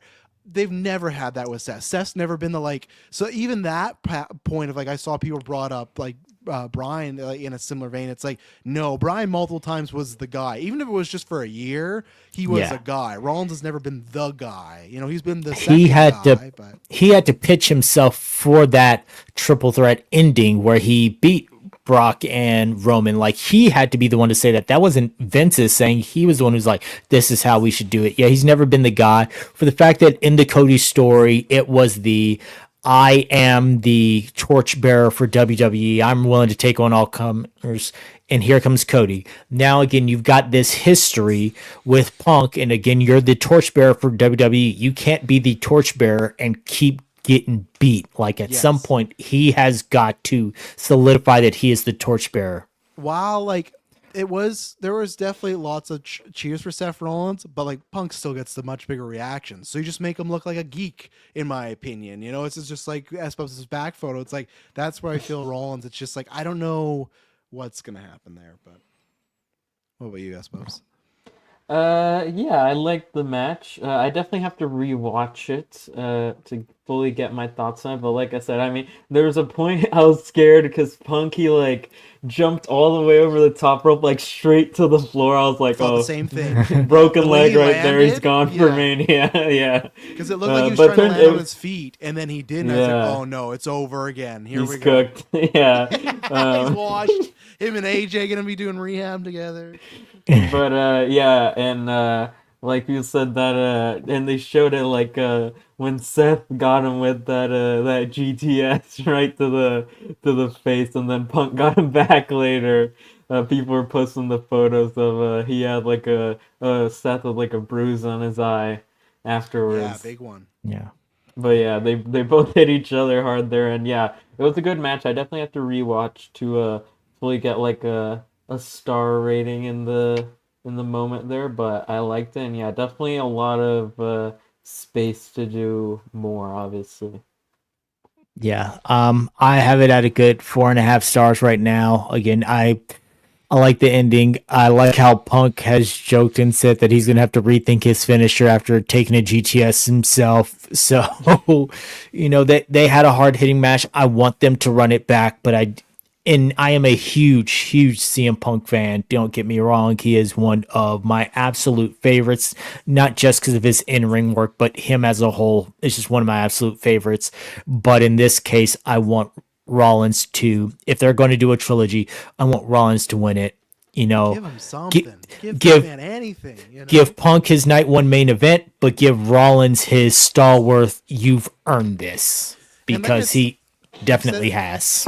Oh, he has, and I think I've said this in the past that I feel like if Punk gets a world title run, it should be like a month. That to me would be the perfect thing. Seth, let's say Punk beats Gunther, Seth wins a contenders match and he beats him, and like what a fun, like almost embarrassment way that like Punk didn't get this big run because Rollins ruined it for him. And even if Rollins cheats, which again, I don't know if Rollins wants to do, like you have to cheat to beat Punk, but like I don't even want that. I want him just to beat him. And the only other thing I've thought before that would like help Rollins if Cena doesn't beat Cody, I've always thought that would be like give him a mulligan from that whole 0-3 thing, like let him beat Cody. But I don't know, like I said, I'm very curious what happens with him during WrestleMania season, because I just feel like to go from 2 years in a row that it feels like you're gonna, even if they didn't main event WrestleMania this year, Punk and Rollins, I feel like people was like, oh, that could steal the show, right? Where who knows, maybe Gunther and Seth will, maybe they'll both have a huge chip on their shoulder, right? But I don't know how Gunther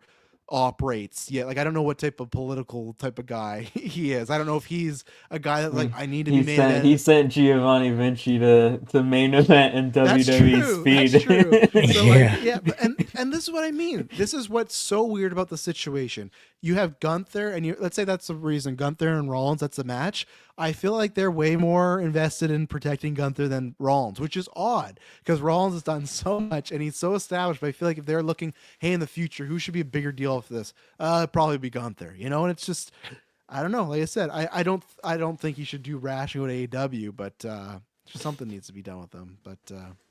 Yeah, but overall, that was Raw on Netflix's debut. That's how they ended with the big match with CM Punk. We don't have any huge surprises to end off the show or anything like that. It's not some big massive stay tuned to next week where you'll hear from XYZ. No one ran out, anything like that. It was just, all right, they ran a little bit over time. They didn't run as far over as we assumed, but they did. They had been talking about being a little bit flexible with this Netflix timing, and they gave us a good, I think it went 6 minutes overtime. But that's just how it is. No huge bang, no huge setup, but it was a good match and a good way to end it for those who are looking forward to more wrestling on Netflix. So I'm excited to see where they go from here. They're going to have the shake up soon, so we'll see who lands on which brand. And also, you got the women's IC final. You got Finn and Damien in a street fight, which I learned that for some reason, Gwen, my oldest child, has Damien 3 in her top 3. She's like, oh, I can't remember who it was like, I think it was just Cody, CM Punk. She said Damian Priest, and me and Aaron both like Damian Priest. Like, so there you go. Get That's her what on the baby show face. so we can defend Damian Priest. It's worked, but and then apparently I didn't see this video. People were saying there's some Adam Pearce video of him saying it's like there's a Rhea Ripley. Oh yeah, today he segment. posted like Gunther, Rhea, and Punk will be live Yes. on Raw. Yeah. So you got that. People speculate that Becky, which has apparently signed a contract, she might be in the Rhea segment. People are speculating Heyman might be in the Punk segment, and then also we got Penta as well, which will be tons of fun. I'm very curious to see how they do that. It was cool to see that pop behind the scenes on the crowd for Penta, and I think I'm very happy if they are not putting with the LWO. Not every luchador has to be with Santos or Ray, maybe in the future, but have them on his own for a bit. I think I'm looking very forward to the presentation. I think they're gonna give him a fucking killer entrance. So Yeah, I mean he's gonna get like all the fire. He's gonna get like how Drew uses like every single fire in his entrance. Yeah. Cody levels of fire, like Cody Pyro, but it's gonna be the Penta fire. So Yeah. So, then we also had NXT New Year's Evil. Now, I know, S-Bubs, you were super excited about this as our resident NXT guy. And just like Raw, we kick it off with the man, the myth, the legend, The Rock. They switched him to Zoa so he wouldn't be drinking and driving his Terramana like he did on Raw. But yeah. He started off the show there to hold those ratings. They kept teasing him until the very end, and clearly it worked. Yeah, they said throughout the night, they used The Rock as a linchpin of the night to say, hey, starting off with The Rock, stay tuned. We're going to hear from The Rock. Remember, at the end of this, you're going to have The Rock. It was a whole lot of don't forget about The Rock. yeah. What do you think about the? I didn't see it, so what did you guys think about the overall show? Because I didn't see that, and I still haven't seen Wrestle Kingdom. I've seen Dynasty, so I have some thoughts in there. But what do you guys thought about New Year's Eve overall? I really like the show. I mean, I like pretty much every episode of NXT. NXT is probably the show where I'm most. I think NXT is because obviously it's.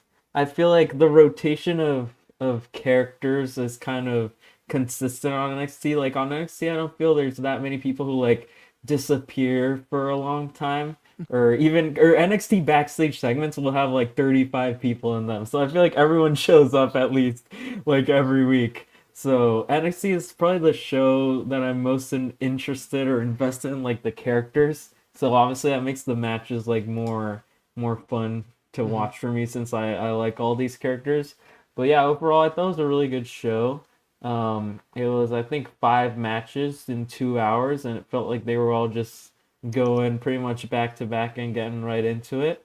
And yeah, the overall show was good. It ended like I wasn't expecting Trick, like with this whole triple threat storyline they were putting in here. I didn't think he was gonna. I thought they were doing that to like maybe he was gonna pin Eddie Thorpe, so they wouldn't beat Oba, but no, both titles changed. I mean, all 3 titles on the even Lexus King, even after he got his win revoked, he won it back fair and square, even if it was with the accidental low blow, which is his thing now. But yeah, I thought it was a good show, and I've been watching some people who like don't usually watch NXT or started watching with this Netflix stuff, and it seems like pretty much everyone who watched, even if you aren't a usual viewer, really enjoyed it. So I was happy for that as well.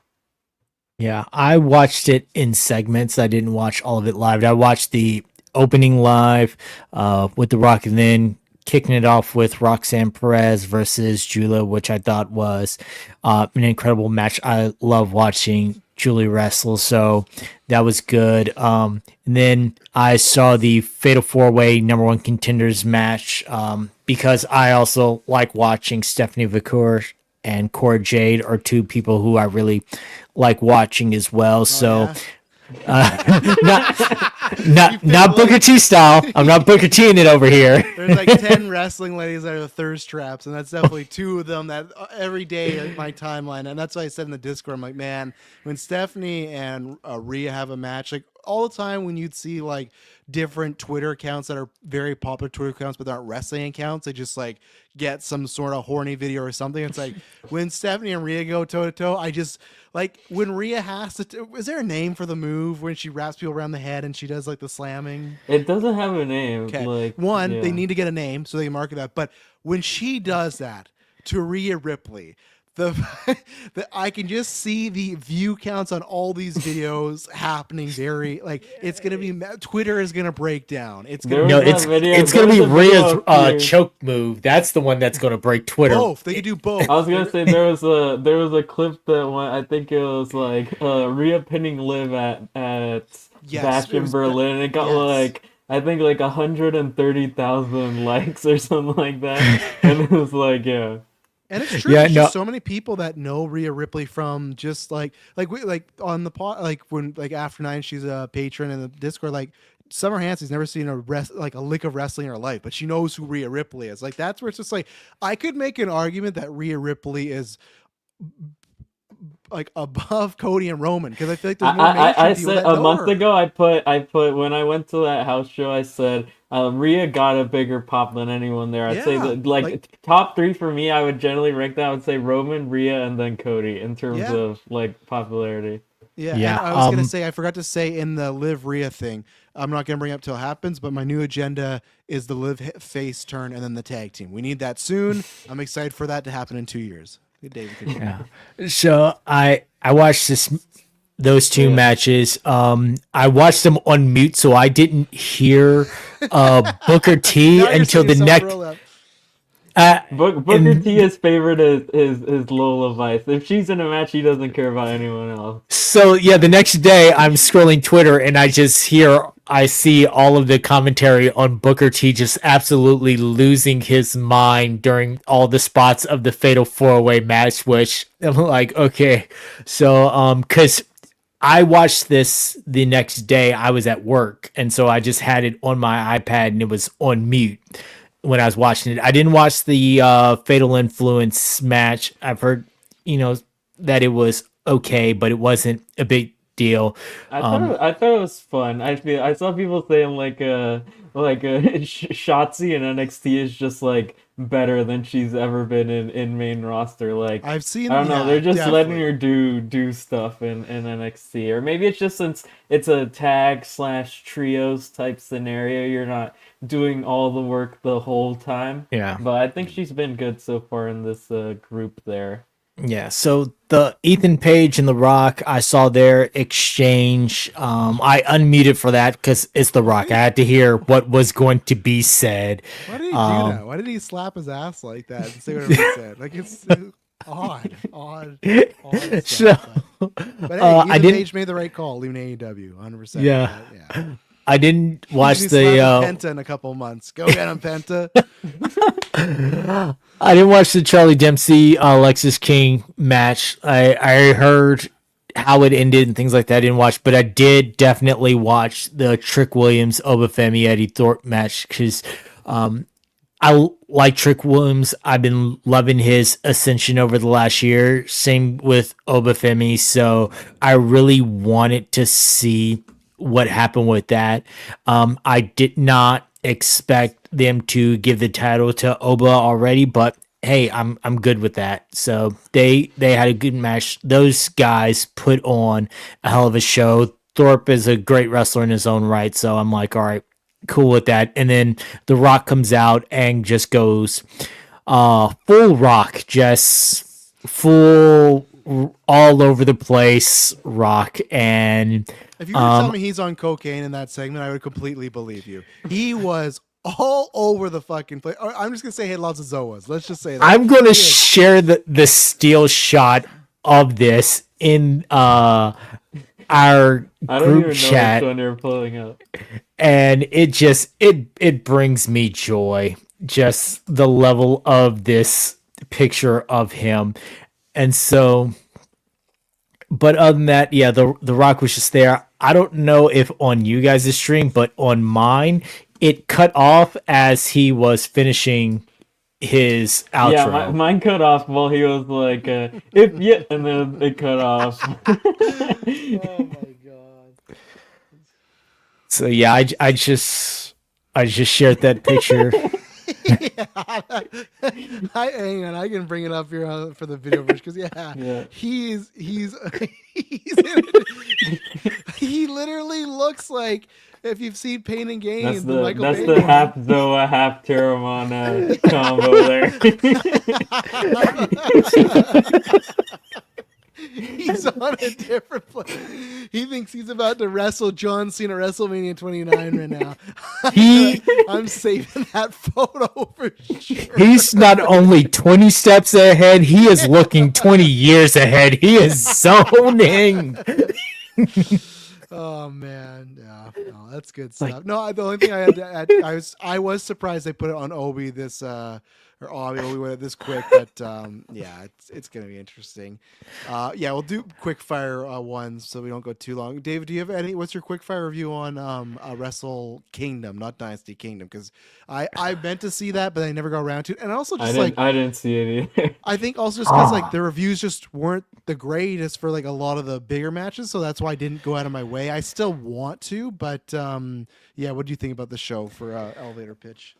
So overall, it had its highlights. It had some super high moments, and its high moments were high moments, but then there were other moments that I could have absolutely done without, like the Takeshita Shingo Takagi match. That was great. I was all for it. Takeshi, But you know?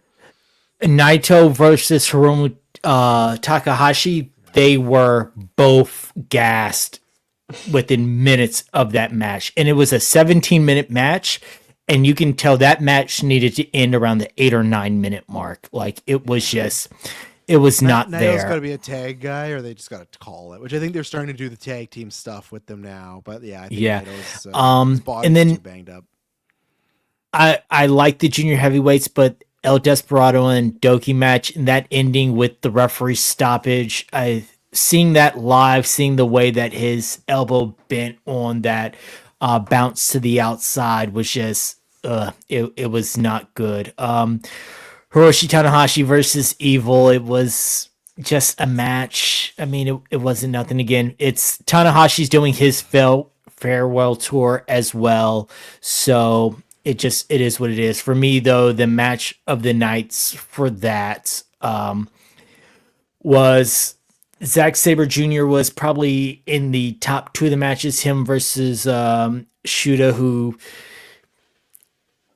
it was okay, but it wasn't crushing. I'll put Zack Sabre Jr. and Shuda at 3. Wait, That's not good if you're putting that at 3. And then Takeshita and Shingo Takagi at 2, but the match of the night was actually the IWGP women's match. And it was only an 8-minute match, 8.5, I think. But I did hear good things about that one, yeah. They went all out, and that was probably my match of the night. But yeah, so that's it for Wrestle Kingdom. I woke up super early to watch it, and I probably, if it wasn't for the fact that it is Wrestle Kingdom and this has been a tradition for the last 7 years, I would have watched it the next day. There was nothing that really was a grabber that made me go, I need to get back to watching New Japan on the regular. It'll probably be something where I only watch the 3 big shows that they have. Outside of that, I'll just catch highlights here and there. I think, because we talk about this next, I think Dynasty did a better job of making me want to watch New Japan more than which obviously I didn't watch him, but I just feel like from the reviews of it, and obviously that was an AEW New Japan crossover show, and that's been the toughest thing, right? Is AEW? I mean, like, technically, it was supposedly AEW New Japan, CMLL, and ROH. Yeah. Oh, ROH was the 4th one, yeah. Yeah, there was a bunch. The Zack Sabre Jr. Shota match, the reason that, like for the most part, it was good. It was just long. It was 40 plus minutes. That match could have got cut in half because Tanahashi's face said it all. Yeah, but that's what you're supposed to do, though, right? Wrestle Kingdom main event, they're always supposed to be the long, drawn out, like epics. You know, they always have to do it that. suffered from pacing. It definitely suffered from pacing. Shota couldn't figure out whether he was face or heel in this match. They kept playing up the fact that his dad is the legendary referee for New Japan Red Shoes. But outside of one interaction where Shota's putting some boots to Zack Sabre Jr. and he keeps going and Red Shoes like, hey, knock it off. And he just kind of like, hey, get off me. Other than that, they really had no interaction. So why hype that up the entire match for them to have absolutely no interaction? It fell short. Technical wise, wrestling wise, they did pretty good, but I don't think Shooter is in that position to be a worthy challenger. And Zack Sabre Jr.'s style doesn't mesh well with everybody. No, not at all. Which So the next night, him and Ricochet had like a better outing, right? I thought that was good. yes, I still think absolutely. I'll save the Kenny thing last because I'll go around and talk about that. That also should have went last, I think, at the end of the day, but still, like, I think they did a great job still getting the crowd back. But yeah, Dynasty was tons of fun. I'd have to think about it, but I think I enjoyed it more than Forbidden Door from last year, like for the crossover shows. Yes. I thought Mina and I always still want to call her Sasha. I thought Mina and Mercedes had tons of good chemistry. What I liked about it, it was like the bell rang, and then it wasn't like not a fight like, oh, they hate each other. It was just, to me, I liked it was like they're just trying to get the win quick. It felt like it was like a time limit, like you guys only got 10 minutes, you got to go, but it wasn't that. So I just really liked the style and the quick pace. And I think Monet, I'll talk about her later in some awards thing, but I think that this back half of the year really, like, there were some stumbles on the way, but really showed, okay, no, she's still the fucking person she was 5 years ago. Like, she can have these bangers and very different style of matches. So that was tons of fun. Very surprised the Bucks are tag champs now, so I don't know what they're doing with that. I thought they were just there to be like, hey, we used to be in New Japan a big deal, but maybe they're going to be there for a bit. But overall, I thought it was a really good show. I can't speak on the Gauntlet. I didn't know 75% of the people in that match. That was okay. I mean, you saw that the clip of that I think I forget his name, maybe Mascara Dorada, I think. Yeah. But it got Mascara like Dorada. yeah, it got like that clip went like crazy viral of just like a sequence of him doing like wild stuff. It got on Twitter. It was like when I checked, it was like 170,000 likes or something like that, or like 200K likes or something like that. And I think someone joked it's like we'll see him LL, we'll see him in 3 months. Yeah. Yeah. No. Oh, go ahead. The guys in the Gauntlet match, I know most of them, and I'm familiar with most of their work. Like Taiji Ishimori has been part of Bullet Club for a Yes, I while, and remember he's him, yeah. great. T10, who it looks like Titan. T10, he's great. El Desperado is great. So like a lot of these, I knew that they were going to have a good back and forth match. So again, this ended up being the better of it. The only thing that was a disappointment to me really with this one was the Tanahashi versus Shibata match that I thought you were gonna just throw some Jack Perry strays coming up here. I No, thought that's where we're going. only because I've got another great rock photo here. I'll send it had I'll a interrupt. it had a 5-minute time limit and it just ends, and that was just, I mean, I get it, but it was I just saw your photo. But yeah, so the fact that one just ended, and yeah, as far as the Jack Perry match, it put over yeah, When was that taken though? I don't know. Because he's wearing he doesn't have the beard, so it's weird. Maybe Like, this was like Raw Day 1 and Dragon Lee just posted like a year later. he was saving it, I guess. yeah, no, Jack Perry he just needs a refresher. Because I'm the same thing as the Soul thing where I don't think he's as bad as people say, but I do understand the scapegoat thing didn't work, and I think he's talented in the ring, but it was an odd fit down there. I think it's just because the Bucks were there and like, yeah, you're part of I guess the new elite, but I feel like that's I But don't know. also, It's if you over. weren't New an Elite is AEW written down. person, Yeah. you wouldn't know because they didn't have any interactions to say he's part of the New Elite. Yeah. Things he did his scapegoat gimmick, but again, that there's nothing to really say that. I think it was a good showing for the global he did wear the heavyweight fucking champion. huge goat mask, though. Remember? He Yeah. wore that. Yeah. And I am happy though that with this, New Japan took home a good chunk of the wins. It was a good showing for them. It's not like Forbidden Door where it was just like, all right, you guys show up just for our people to beat you. This was a pretty back and forth with who won and who took what and things like that. You know, they won the women's match. Athena representing ROH, Persephone with CMLL, Willow Nightingale with AEW, Momo Watanabe with Stardom, and Momo ends up winning. Athena suffers a loss. Now, granted, she got hit with a baseball bat, and that baseball bat had a lot of bend to it if you see that hit in replay. But you know, so they had a good match with that, and overall, it was a good showing. But we all know what was the highlight of this pay-per-view, and God, it was an absolute banger. That's part of the reason I had to try to get on here. You know, we've coming on a year of a gimmick. Haven't been able to talk about Kenny Omega at all.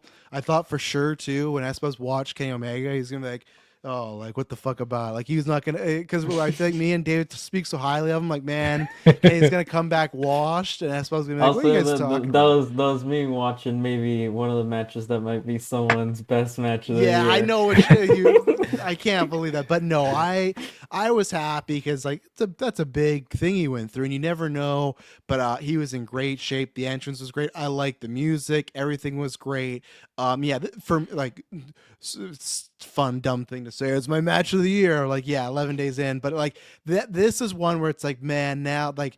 This is the standard for 2025 for me. What I think, okay, what's going to have to match it? And I wasn't sure. And I was taken completely off guard because I had to ask David, like, because I've not seen a single Gabe Kidd match. And if I did, he was like very, very early on. I wouldn't even remember it.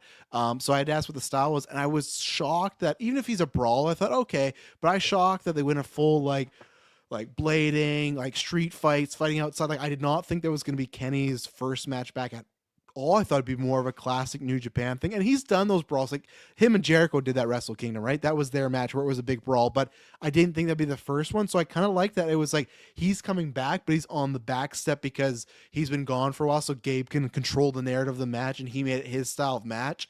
And I thought Gabe Kidd looked like a fucking massive star after this. Like this is like I said to David, they got to follow the Kenny Omega formula where next year he should win the G1, but he should lose the Wrestle Kingdom main event and make him chase it. Because that was a huge thing with Kenny that he kept getting close. And it took him like 3 years. And then Kenny won it. And then 3 months later, he dropped the title and left to AEW. So it felt like such a small portion. But I think with Gabe Kidd, which I think I have heard his contract's coming up. So New Japan should do everything to make sure he sticks around. If not, WWE and AEW should go after him. Because that felt like, I know people have made the comparisons of Brett and Stone Cold. I don't know if I can go that high.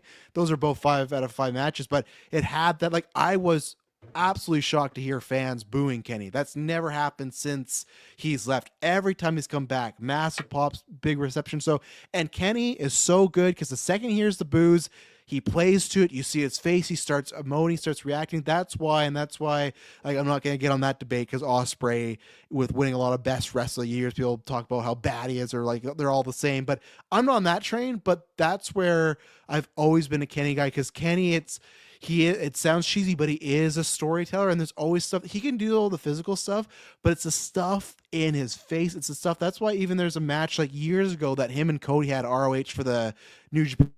And there's so many good dynamics. Like that's why one of my favorite matches of all time is him and Coda versus the Bucks. Like he does such a good job taking little moments and making it work. That's why, yeah, him versus Roman would just be the fucking ultimate of like talk about, and it has to be New Japan Kenny, because even Kenny back on Dynamite, I was like, there's something not right here. It's probably because it's like, oh, we got him back with Don Callis. I think Tony kind of has already flubbed Kenny coming back. It felt like that return was not as big as it could have been, like throwing him back with Don Callis. But that match with Gabe Kidd, that for me, yeah, it's match year, but not in the way where it's like because there's been so little. Is that it's like this is going to be really tough to top for me because I was surprised how good it was, and I can't wait to see what Gabe Kidd does, but I can't wait to see. Hopefully, we won't talk too much about, but I just hope that AEW pivots and Kenny becomes the guy, because I feel like everyone's feeling that momentum, like, hey, we would really like him to be up there again. And if it's just but he's the Continental Classic champion, and that's huge because he's a workhorse and we love him and he represents the brand, and when you represent the brand, that's AEW, and that's for the best wrestler. Like, I don't need that from Tony Khan where he gives me a 30-minute answer of why is Kenny like on Collision with Brian Cage or whatever. I know he's not, but it's just like there's times where you gotta change. You can always make Darby win at any point. Hell, I've said make him beat Kenny. Make it a shocking 1-2-3 kid where Kenny goes on a 6-month run. He fights Darby and Darby rolls him up. It's like, Jesus, he beat Kenny Omega for the title. And I don't think Kenny would care. Like, that's a big moment. Like, we'll talk about the World's End after. But yeah, I thought this match was fantastic. It blew my expectations. I'm glad Kenny, he still got it. So. Yeah.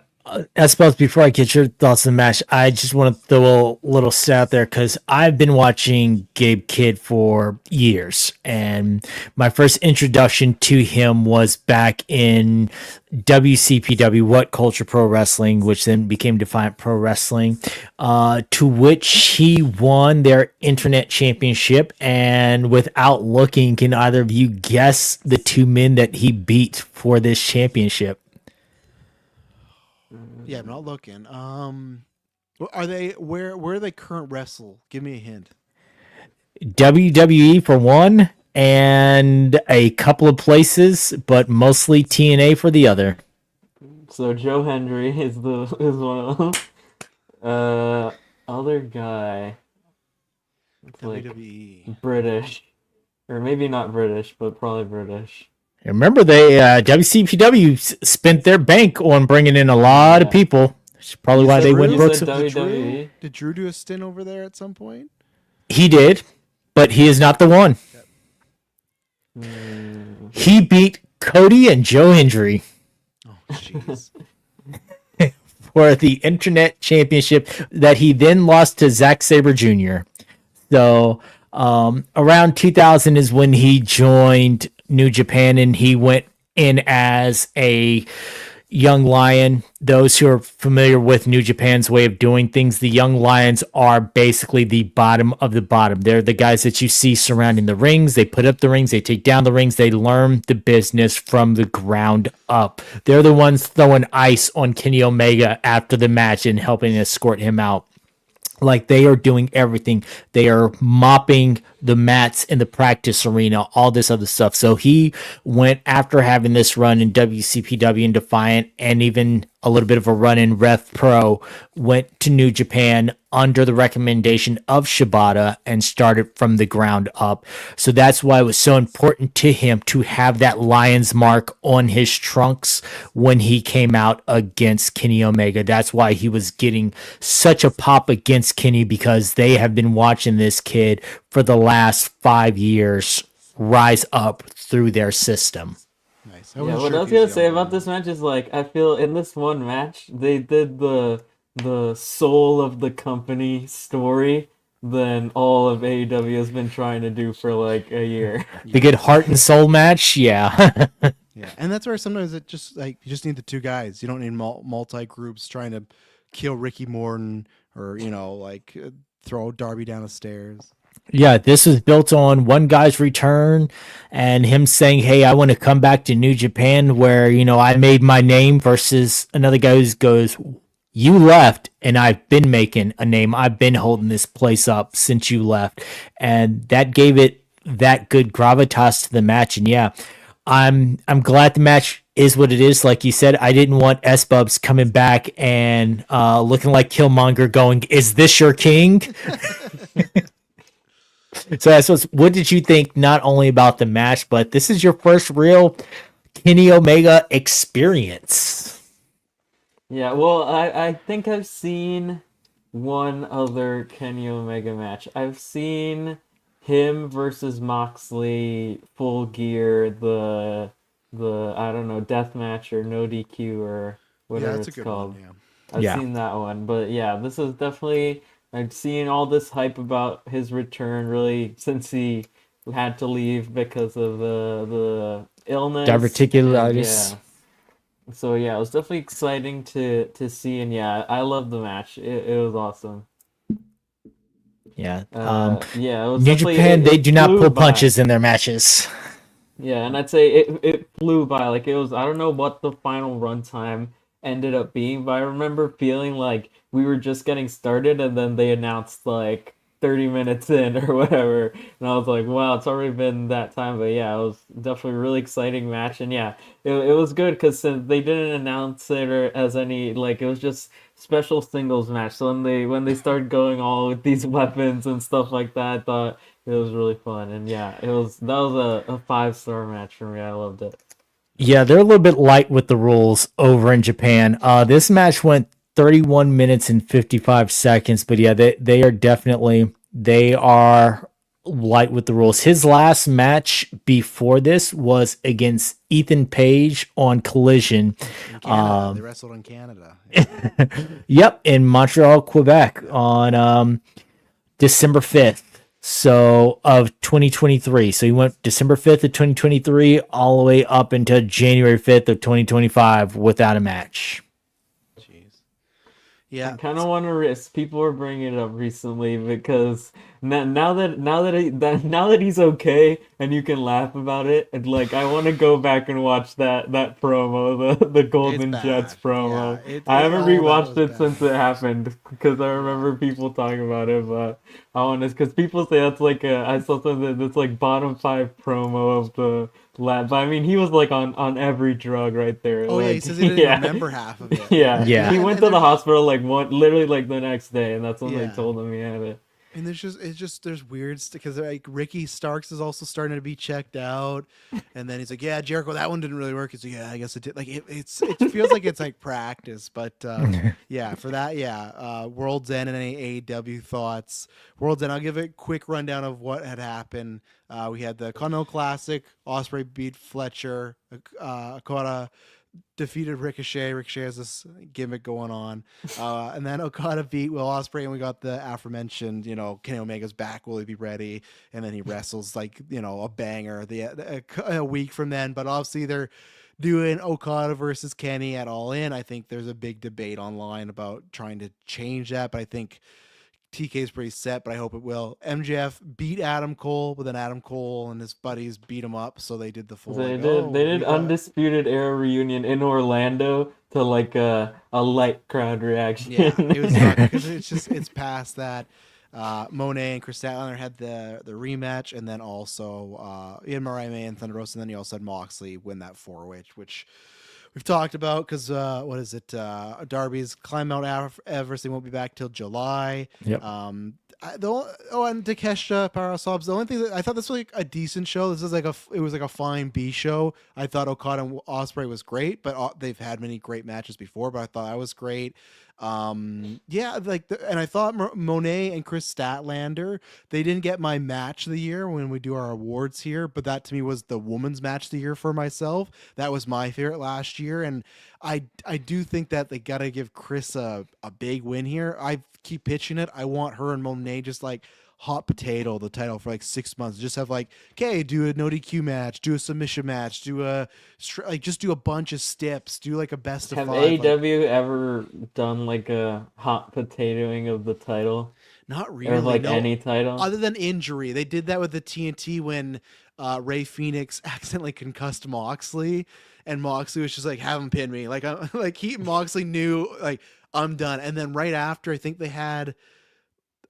I think it was the international title. Yeah, Yeah, I think they had like international. Orange Cassidy beat Ray Phoenix like Yes. 2 weeks later or something. Yeah, like it, that. it went from Orange to Mox like 2 weeks, and then like Mox. So other than injury, no. And I love them do it because I think Monet can take a loss; she'll be fine. She has 2 other titles. You're not gonna see her Three lose and other be like, three other titles really. yeah, you're not gonna. Yeah, right. You're not gonna see her lose and be like, man, she sucks now. It's like no, like you can just be like, no, Chris has my number. So I was kind of Yeah. disappointed there. And then we've hinted throughout before. I think I won't say on the internet, but in the world even, some of it was more on the camp of like, oh, I'm liking the Death Rider stuff. I understand why some people don't. For me, it has like very much jumped the shark. There is already some rockiness.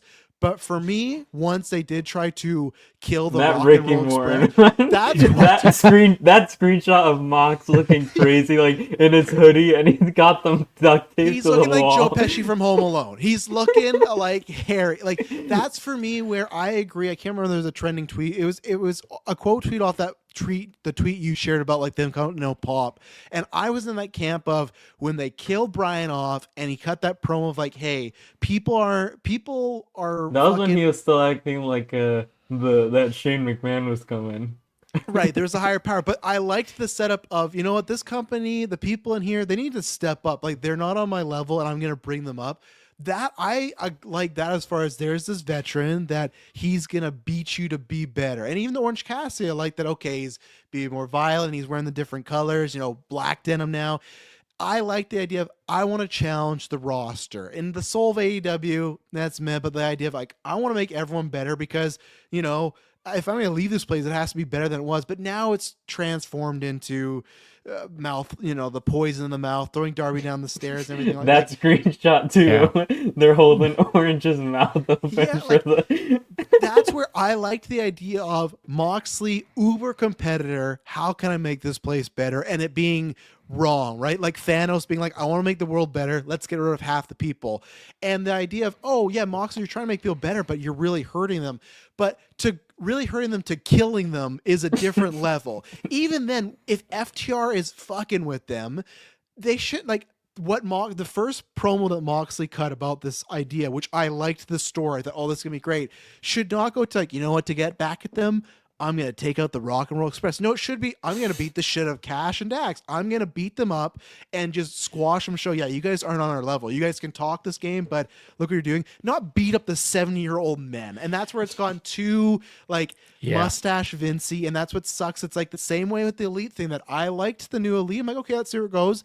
And it's the follow-up, they fall down. And I do think if they Jack Perry pouring goat guts on Kenny Omega's birthday cake. Right, yeah, that was too much, yeah. And that's where it's like, if they do this to July, I do think this is going to hurt the company even more, because I think the main stuff, and I'm somebody that I think Edge, I'm not calling him Cope, Edge and Moxley, I think is legitimately going to be it's going to be great. I think they are going to, Edge always has great chemistry with the Shield guys, and I think Moxley and Edge can have some good stuff. I do think that is like a pseudo dream match, but I think him having the title the whole time, I think I'm kind of hoping that Christian does cash in one way or another.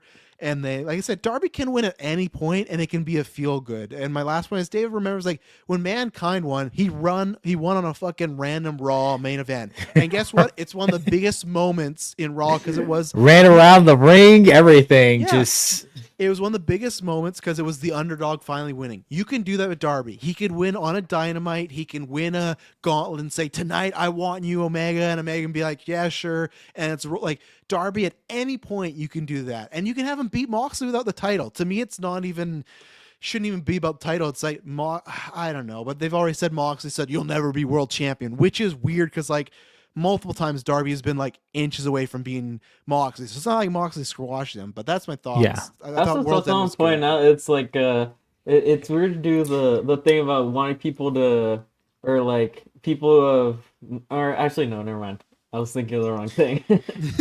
Oh, my last point too is because I have nothing more to say on World's End or AW. If they have Jarrett legitimately win the world title at any point, I won't be done with AW because I like lots of wrestlers. There's lots of great wrestling. It's not the end of that company, but I can no longer defend Tony Khan or anything in the future. That's your Tony Khan no confidence. That is my no confidence. I'm fine if you get him a match on Dynamite and he gets close, but like even MJF and Jarrett, I'm like, this is what we're doing. I like Jarrett, but he should not be getting 15-minute promo segments. That we are in 2024.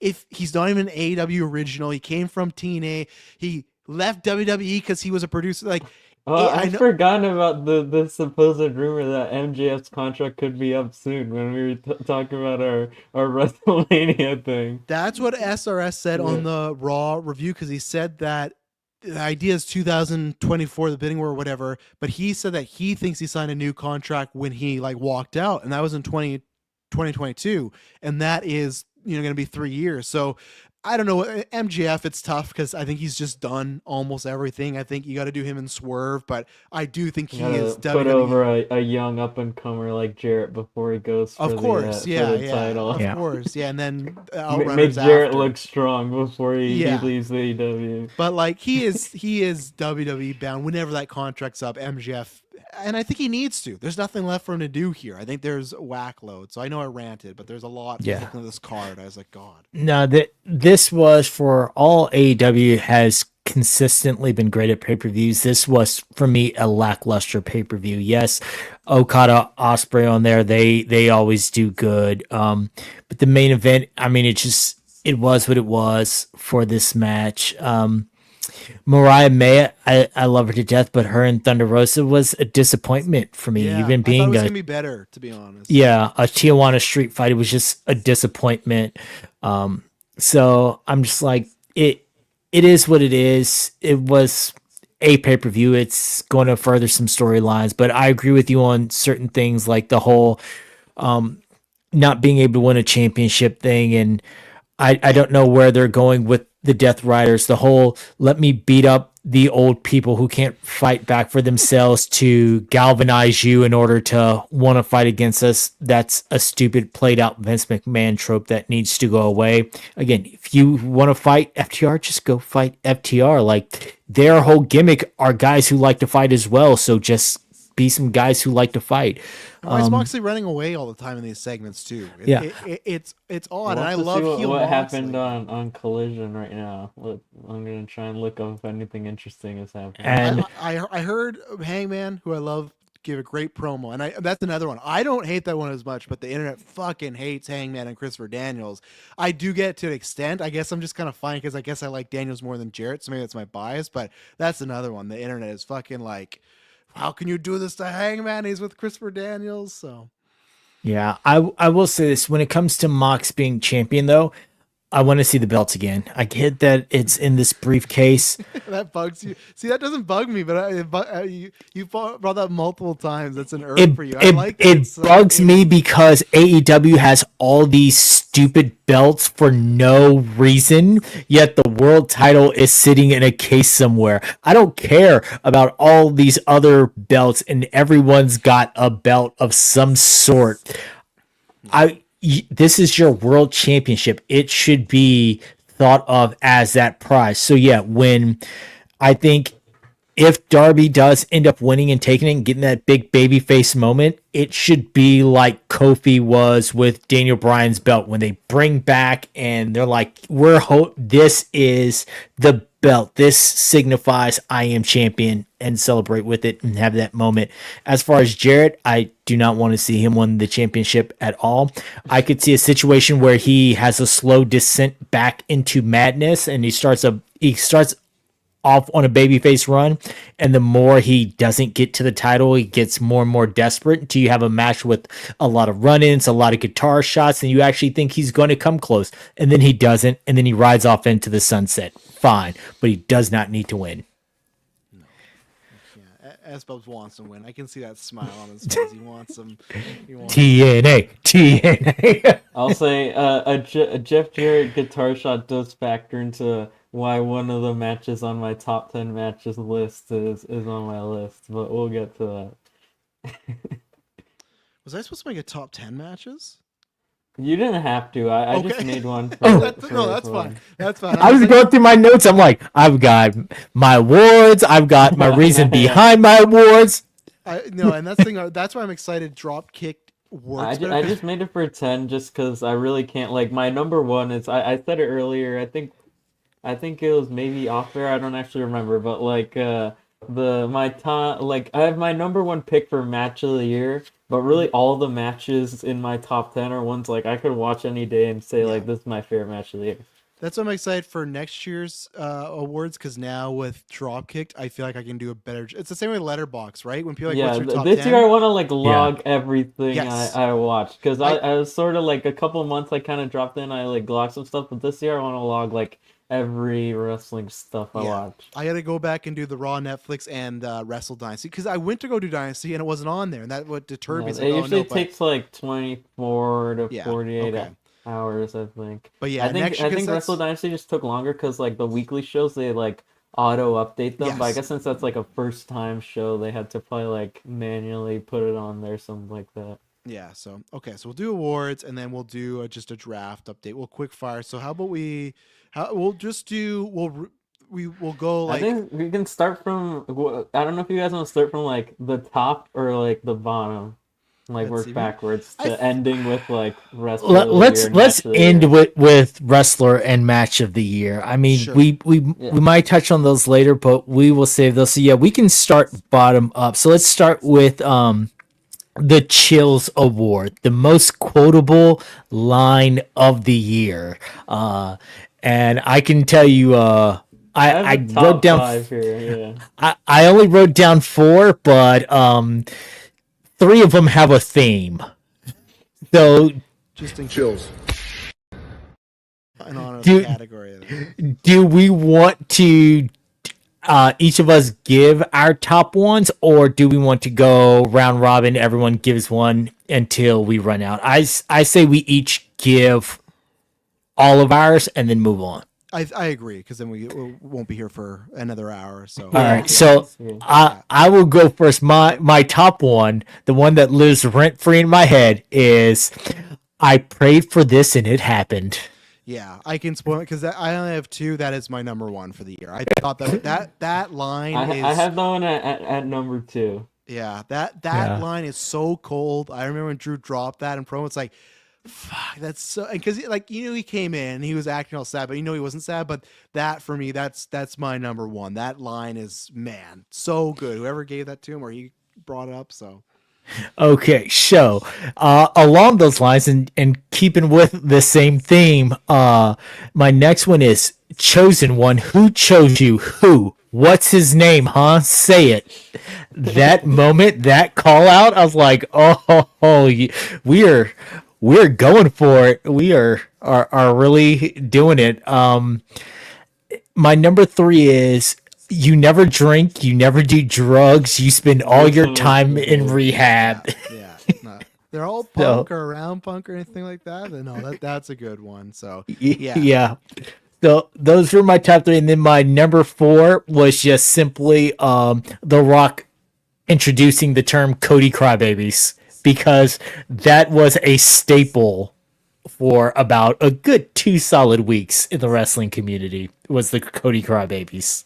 I have, just to wrap it all up, I have it in another category. It just, I know it's not in the ring, so it's just multiple Rock social media rants. Like just I have a videos. couple of words that are just like multiple of something or like this in general as like Yeah. a nominee. And that's what I had. Those Drew lines and that in just kind of in general and stuff. So Okay. Yeah. So I S guess I'll Bubs, go. what about you? So I'll start with number 5. I have restore the feeling / we're the best wrestle / the soul of AEW in like a making fun of it way. yeah. At number 4, I just choked him a bit from the Ariel Helwani interview. That's a good one. Yeah. 3, also from the same interview, the word betrayed was used for him going to Raw. Right, Yeah. 2 is I prayed for this and it happens. And 1 is, and I quote, where the mana runs strong, ... just as sure as the Rock is covered in chills already. Just as sure as the Rock is covered in chills already. I don't have the full thing, but I have some of it. So, yeah, and shout out because now Kirkland, he's using it. I saw him post that Ricky Starks one. What the fuck about it? What about it? I use that all. I feel it's too niche to put on the. I feel like we're the only ones who use it. It's starting to because when I saw Kirkland dropped, I'm like, oh, he saved it when I dropped it, and now he's because Starks it's his whole attitude. Like, what about it? What the fuck about it? Like, it's so good. I cannot wait for that guy. I cannot wait till he's in fucking AW jail and in WWE. Yeah. Like, let him be free for a bit. So. All right. Let's see. What is our next category? Best non-wrestling moment. Moment Yep. that didn't happen in a ring.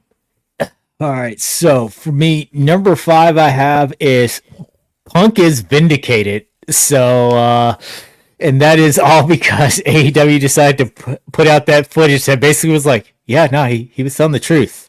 That moment might be on another one of my awards. It is for me as well. That's going to come back. Number 4 is the WrestleMania press conference. That got a lot of attention and a lot of people's eyes on there. Number 3, Joe Hendry taking over the internet. Joe Hendry became a household. News anchors were quoting about Joe Hendry and things like that. So, number 2 is The Rock's Twitter presence. So all those promos from before, everything from The Rock on Twitter has just been amazing. Like, these were WWE centered promos. Like, this was building a match, and he's using the F word. He's calling people bitches. He's going left and right, and it's just like, oh, we can do that now. 25 minutes on Instagram, like every day. We can do that now. And my number 1 non-wrestling moment / moment that didn't happen in the ring is Hangman the Arsonist. Oh, that's a good one. I didn't have that, but no, it's on my list. I'll And then the fact that TNT went and used that as their Yule log for Christmas. So I put it on a little bit. You talking about The Rock and the 25-minute pros? Now I just instantly think like, this is him every day getting ready to go do that promo. But no, I'm so glad you guys are more prepared because the Hangman one, absolutely, yeah, that's a topper one. The only 2 I had was I agree with you, all the Rock stuff, and then for me, just because it was a full circle moment, the whole CM Punk Ari interview, because I was there 2014. I was working at Target. I remember getting that notification like Cole Cabana, CM Punk, like holy fuck. I remember listening to it once. I went home and then me and Emily listened to it again, and then they did the full up week after, and that was such a huge. That's why I've always said Punk and Roman is the match. That was a shift in wrestling culture at that time, and that was really the start of like fuck WWE. I watched WWE for many years, but that I think was the start of people really starting to sour on that product, because that was you always hear stuff, but this was the first time it was coming from someone that had just worked there. Hey, this is all the shit that's going on. And the stuff that you think is happening that they say, no, it's not happening. No, it's happening. And that's where it's like, okay. And that was such a big deal. So I felt like this was like the Force Awakens sequel to that interview. And it was about AEW. It was about WWE as well, but it was tons of stuff. And that's the thing. There's some wild stuff in that, like the Benoit stuff. It's like, I remember listening and be like, fuck, you can't be talking and stuff like that, you know? Yeah. And it's just like, it's crazy. And him talking about like, and yeah, I agree. There's some stuff that he sugarcoats now because he's with WWE, but of course he's going to do that, you know? And that's where I hope when they have a second match on the Chris Van Vliet episode, I love that Rollins said like, oh, you know, Punk said like, I worked for the last guy and he loved you and I didn't like him. And he's like, you didn't like the guy that's running things now either. And I'm mad Rollins didn't bring it up on TV, because like that is the thing where like you listen to that 2014 interview, it's so weird, and that's where I do agree. Like, he says that he hates Vince. You listen to that podcast, it is more Triple H, like, fuck Triple H centric. That's the bigger issue. Triple H is the one that found out he was getting married on a Tuesday and faxed him his firing papers on the, like, Wednesday. Like, it's Triple H coded. So that's why this interview was such a huge moment, and they were talking about everything. He talked about AEW as much as he could, and there's tons of stuff. So, yeah, that was my number 1, was that interview. It just felt like a closing of a loop finally. So yeah. All right, I suppose, what about you? Mine is, I took it like very literally, so it's like, well, it is non-wrestling moments that didn't happen in a ring, but it's not stuff like the interview or stuff like that. Like, I very much took it. So at number 5 I had Joe Hendry's NXT debut, and I think that one I especially remember it because I was literally there in like the row right next to the entry ramp at NXT, and that's like probably still like one of the loudest things I've ever heard was that pop for when he showed up there. Number 4, I have like all the Liv seducing Dom segments like leading up to SummerSlam. That was good like, stuff. Yeah. Like, I especially remember like the ones where they're like she's teaching how to stretch before his match, and like the jacket one, The jacket and then one was good. yeah, Yes. There were some great moments. yeah. So just all those leading up to SummerSlam. 3, I have the Wyatt 6 reveal. Yeah, that's a good one. That's really good. That's super good. Yeah, 2, I have Hangman burning down Swerve's house. And number 1, I have Rock and Cody in Chicago. That's a great one too. Yeah. That Yeah. whole Mama Rhodes and fuck that shit. The stuff they got after. Yeah, that's a good. Like, good. We're cussing now. All right. Yeah, Rock just fully ready behind the bus. There's also that clip, like the behind the scenes clip, where they're trying to get him to stop because the show's already Yeah, over. that's what I say when he's like, Keeps "Oh, whipping fuck Yeah, Cody, keep yeah. rolling. Yeah.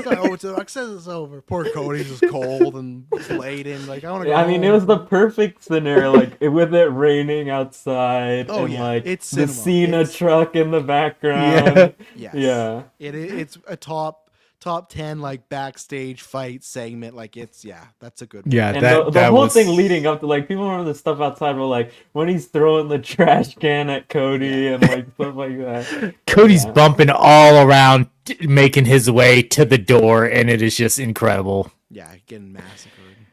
Yeah. All right, let's see. So we have the You Think You're Special award for the feud of the year. Now, if you're a fan of WrestleMania 17, you will definitely get that reference for the name of the award. But so, feud of the year. For feud of the year, I had CM Punk and Drew McIntyre. I mean, they were just incredible. Yeah, I quoted it so much in those lines of the year. The match itself was a top 5, possibly even top 3 match of the year. Drew's Twitter game is just immaculate. So yeah, everything about them. Punk cost them at WrestleMania, their entire feud after that. Even the fact that at one point it's all about a bracelet. They still were making gold out of this thing. DM Hunk, everything. I loved all of their feuds. So Punk and Drew got it for me.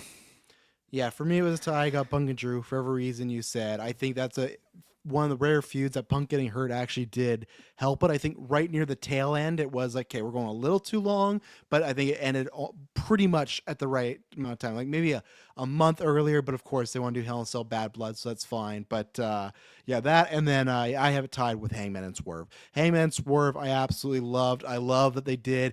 Anytime you can do the double turn, the Brad and Austin, this was more in promos, but the fact that Swerve invades Hangman's house. Now, some of this does trickle over to 2023, like the foundation, but for Hangman coming back, and it's like the Kevin Owens thing being completely justified. Like, this man broke in my home. He went in my child's bedroom, and you're cheering this fucking guy. Like, Yeah. fuck all you. Like, it's perfect. And the fact that he's just become crazier and crazier. You had the whatever non-sanctioned match, and that was just brutal and stuff going on glass, and they did whatever the fucking needle was. And it's just little stuff like when Hangman, he wins the match and he goes back, but he's like, he looks back at Swerve and he's no longer mad. He's like concerned, and he like goes to check, but then he like snaps back in and he's mad again. And you're like, what's going through his head? So yeah, those are the two for me. But Swerve and Hangman, anytime, like just this past time, and when Ricochet did the fake out, anytime I got Swerve and Hangman, that is just, it's money. And it's so funny because I saw the that first ending match.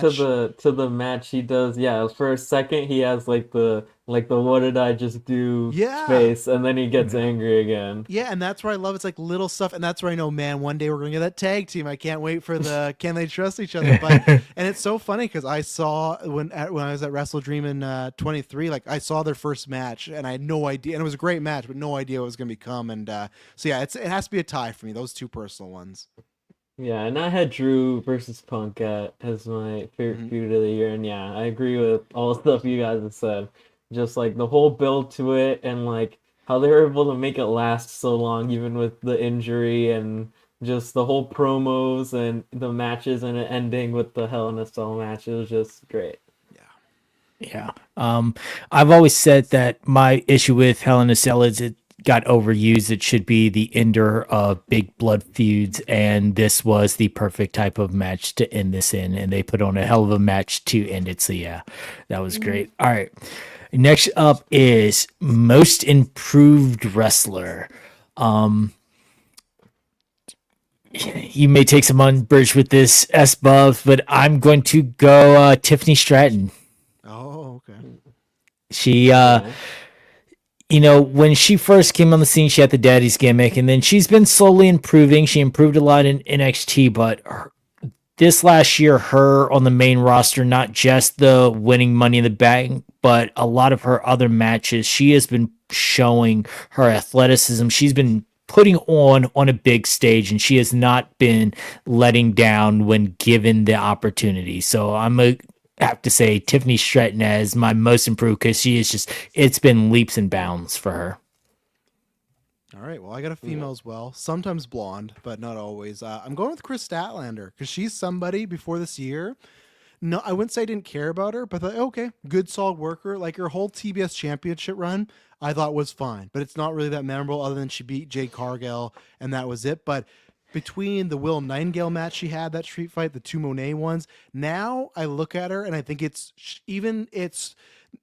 character and the way she presents herself. I do think they screwed up by turning her face. I would love to seen a 6-month, hey, what if we like have her run as a monster? Because after that street fight, it was like, man, I want to see her go. And it sucks that they did that. So I think that is really going to hurt her potential from growing. But the Monet match, like, I was hoping that could be her kind of muse in AEW, and I think it will be. So yeah, I think it's just that she was good before, but there's something this year where there's multiple matches where I was like, okay, this could be the match of the night. Like I said, for me, Monet and her had the women's match here last year. So yeah, it was Statler. Now I'm actively, when they announce her for something, I'm excited for her. Even the match she had this week, obviously we're in 2025, but her, Tony, and Will, that was another fun one as well. That was a good 3-way. So she's constantly putting out like a 3.754 quality in like the big matches. I'm not saying some random collision against like the local worker, but like when it's on pay-per-view, she's delivering. So yeah, no, I got Chris Statlander most improved.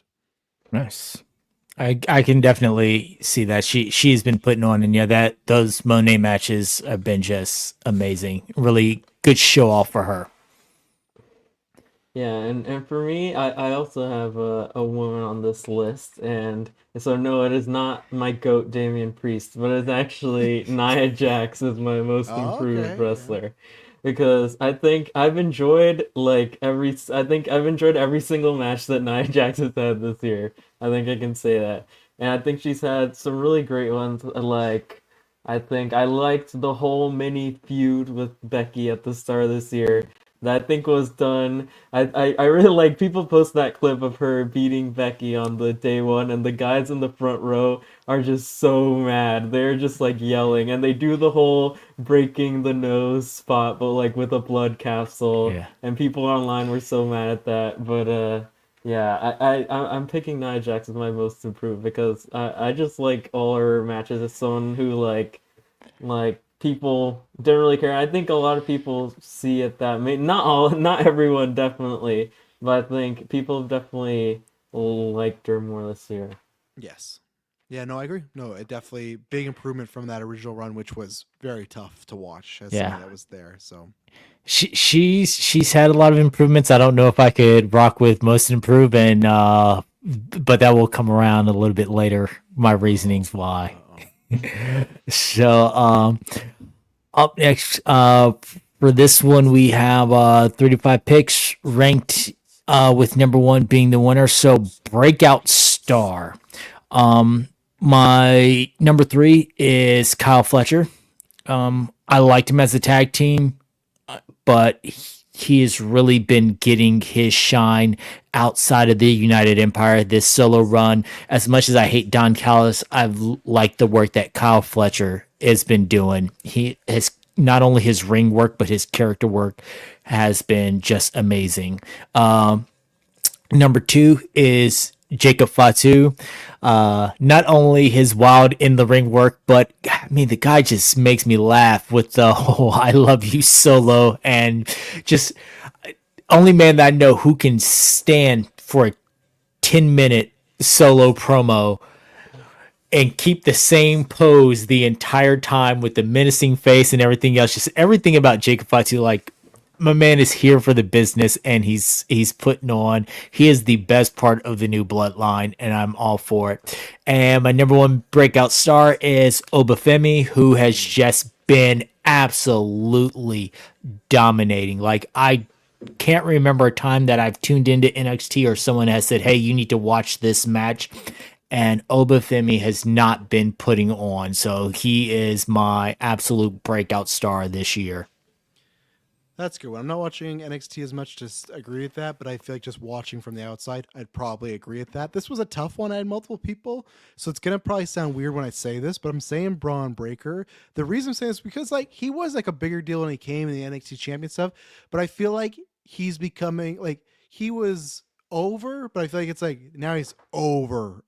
You know, like with the where are my dogs barking at all that. He's a wrestler that's a fucking tweener, which is super not that common nowadays in a WWE world. Other companies, Yeah. sure, but it's just to be like he's listed as like he could flow either way. That shows like how popular. And I remember it was one of the first few episodes we did when he was starting. I was like, this guy can't stay a heel for this long because the dogs gimmick. And the other thing is like every time he's in like a big like title match or pay-per-view, there's always some crazy thing he does, and it's like it's being shared on Twitter, whether it's him moving the ring or it's like he spears someone out of camera. Like I feel like that's why I mean that. Sure, it's kind of like the Chris Statlander thing. Sure, he was on a level last year, but I feel like that's why he's on a different level. And even then, I almost even thought about putting Jey Uso again because last year was his breakout year, but now it feels like he just keeps getting like bigger and bigger, which is kind of crazy. But that's where I picked Braun, just because I feel like now he really leveled up and he went into a guy that like he's very popular, and I can see in the main event scene.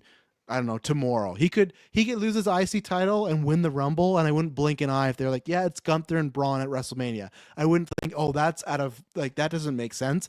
Like, no, I could see people be more hyped for that than him and like Gunther and Seth, you know. So I think Braun has just like got a lot more people, so like on his side. So Okay, yeah, I do have 5 picks, and some of them are stuff you guys have mentioned. So, okay, so number 5, Jacob Fatu for same reasons you mentioned. Yeah, just like even though he I love hasn't you actually, solo. yeah, just the "I love you" solo, and like people chant that with one of his moves when he does the running hip attack. He charges it up with an Yeah. "I love you" solo, and yeah, he's just like a great talker and just a great character, and just I'm sure he could probably be number one in for next year's awards in that, terms of yeah, breakout. I think next year Yeah. he's like primed, just because he was like in the background a bit too much for me. Because I thought about it, but it's like I still can't even name like a great solo match. It was like, oh man, He's only this had one match. singles match. Yeah, right. Where this year I feel like he's gonna have a lot of bangers. So Yeah. Yeah. Number 4, I have Chelsea Green. I that's feel another like good this one. is Yeah. a big year for her, from even just having like a great performance in the Rumble, just like as a character, to obviously being in the Money in the Bank match, and like all the taking the bump off the ladder through the Yeah. tables, and obviously winning the Women's US Championship, and just being like just a heel in all of this, and just being so popular, and just like everyone says about Chelsea Green, it's the most like maximized your minutes wrestler out Yes. there. Consistently talked about throughout the whole year, which is hard in a role for her because she doesn't get that much screen time. She's Yeah. not like even Jacob Fatu, he's with the Bloodline all the time, right? Like there's Chelsea Green where she'll miss a week or a couple, you know, she'll be just ringside with Piper, but no, that's a good one as well. Yeah, then number 3, I have Swerve Strickland, like won the AEW championship, main evented, all in, Yeah, that's a like good one. just a big year. Had main event all out too. Yeah, I guess he did the double. Yeah. I think the only reason it's funny because I completely agree with you. It's just because like after All Out, he just like disappeared for a while, and even then, he's just been doing like bowling Ricochet promo. Like I'm That's not saying why it's a there were bad some thing, but- people I didn't have on my list because they were not a breakout star the whole year. Like Yeah. Bronson Reed, like he got like the mega push only in like the last couple months. Yeah, he peaked in the before fall, like yeah. on Raw, like a few months before he was losing to like Tozawa. Literally, that's Yes. one of his That's he's lost to brutal. Tozawa on Raw. But yeah, but he would have been one of my options. But yeah, it didn't last too long. Number 2, I have Osprey as breakout. Like literally going from like this guy is like known for having good matches to being like face of the company Yes. level in like a year. I'd say People it's being like should he beat Swerve? Like, and he was there for like a month, and I was like, I don't know yeah. if he should, but It was like being I Swerve on agree. his first title defense and like people writing an essay on why it should happen. See, as someone who has consistently watched Osprey since 2017, that's why I don't even think about him for a breakout star, because he's been in my top 3 wrestlers since he moved up to a heavyweight when he was as the champion in Japan, beating Okada and, having banger matches with Kenny Omega. Like, I've been watching his ascension through that. I've watched his PWG stuff, his WCPW, his Rev Pro. So for me, like, I never would even consider that from someone who hasn't watched him. So for you, this is your first introduction. Yeah, that makes a whole lot of sense. And I suppose isn't alone. I've seen that before where if people didn't watch that stuff, it was like, okay, a lot of hype, because there's a chance he could have came in, like, which I'll have a controversial pick. I think Monet, when she came in, had that hype, and the first 2 months was not good. And that's why it's like, okay, where I think Osprey was the opposite, where he came in and like almost doubled the, oh yeah, this guy's gonna be great. And I was like, yeah, okay, great matches. Then I was like, oh no, he should be like the soul Osprey, of AEW. he only had one match that I'd say is completely overrated. So get out pretty of good here. track record for him for most of the year there. But yeah, and number 1, I have the man himself, main event Jey Uso. Yeah, I can't say Yeah, wrong. I mean, just like that Backlash France entrance with like the whole crowd with the lights. Like, this is just his year, from being a guy like he was just like a tag team guy like Larry Forever to being like one of the top stars. I had to put him number 1. Yeah, no, you're probably right. I probably should just go with Jay, because I it's tough, because it's that same thing of like some of his ascent started at the end of last year, so I start like to give him that. But it's just like, yeah, you're right. I kind of forget the timeline of he didn't really break away, and they did the Uso stare down and everything like that. So no, Jay, they got to, like, I don't care, they got to strap him up, like they got to give him a world title. Like, it's just like he's so over and stuff. Yeah, he's had the entrance for a while, but I think this is the first year he started starting from the back, clapping it up, have everyone follow him through, and that's one hell of an entrance. It's an event. Yeah, and winning the IC title too, winning a singles title and like a great match against Braun Breaker too. I'd put him number 1. Now, what I'm gonna have to do is I gotta rapid fire these ones, because I gotta go feed some twins now, because we're at 2.5 hours. So I'll rapid fire my awards, and then I'll dip, and then I'll hear what the draft is. I'm excited because I can't wait to hear my Tiffany Stratton points. But yeah, so I apologize, but I got best free agent. Like I said, this is my controversial one, because Espos was right. We couldn't pick Osprey because he was signed the year before, so I didn't. I did pick Monet. The reason I did is just because there's multiple matches, whether it's I know it's not in AEW, but other places where she had great matches. There's places obviously in AEW with Statlander and with Willow, great match. And then stuff like Stephanie Vakir, like I know that became such a controversial thing with where she's going, that stuff like that, but like, it might be a conspiracy theory. I legitimately believe people saw that. I was like, we got to get her. So I feel that, like, out of the signings, I thought about, okay, who's had multiple great matches? Promos, in-ring segments, not great. I can give you that. That's where it's very tough. And it's weird because, like, I thought she's been a much better promo in the past. So I don't know what happened, but for me, that's why I think for AEW, Okada, I didn't give it there. And then there's some in WWE that I could have, but I just thought there's multiple instances where, and I think it's more the back half here. She's recovered so much from the Britt Baker, Monet like match. That was tough, but I think it's more the start and the end. The middle, there's some iffy stuff, but that Stephanie match, like, I didn't see much of Stephanie, and yeah, she made her a star, and I think she elevated Chris Statlander. Like, she's doing what she used to do. So I put Monet. Worst disappointing match, I did just go with the Usos. I say it's disappointing, not worse, but I just thought it was going to be more story driven, and we did just get the kicks. The Devil's Mask Man Award, dumbest booking decision. This might be controversial too because it led to great stuff. So I'm here to say it, but it is Rock taking Cody's spot. Now listen, that's mine too. That's my number 1. Yeah. Listen, it obviously led to a fantastic payoff. But if you just look at it as a pure idea, mine was, but not at WrestleMania. Yeah, exactly as a pure idea. strictly awful, and what are you thinking? There's so many other ways you could have tried to do that. Even just like having Cody win the Rumble, because I think that was Triple H being a Fed soldier, like I'm gonna make him win the Rumble. Fuck these guys. So I'm glad you guys agreed. Tag Team of the Year, I really had no one, so I just took Espo's word and gave it to Fraxium, even though I've seen just It's mine too. I just seen Twitter clips. I'm like, yeah, they look great. Show of the year, I gave it to WrestleMania 40 Night 2, just because obviously the Cody Roman thing, big stuff there. Match year, I'll listen to Esbub shit on it later. Osprey and Bryan. Reason is I thought it lived up to what I want from them, and it's an Osprey match that has emotion. That moment of him taking the thing off and Daniel Bryan getting up, and they did the whole injury thing. Obviously later on the Tiger Driver thing kind of became a joke, but in the moment I thought it was great. Should he use it? So I think it did level up, but I also had like a tough time not doing Punk and McIntyre sell there. So it's like a 1A, 1B for me. And then finally I have Wrestle Year. I had to give to my boy Cody Rhodes. I had a preference that Osprey for me was the best in the ring. Hangman was the best like promo character, but the total package, it's Cody Rhodes' year, and I had to give it to my boy, and I think he did a fantastic job being the true quarterback. I know he's sitting in the crowd at fucking Raw Netflix, but I think he's the guy. So, but yeah. I could see all of those. We're pretty close on most of those, with the exception of two. Okay. Yeah. I'm excited to listen. So yeah, I was happy to jump in here and do this. I'll be back for the next one, but yeah, before these kids lose it, and I'm excited to hear the draft. So I'll catch you guys later. All right. Bye.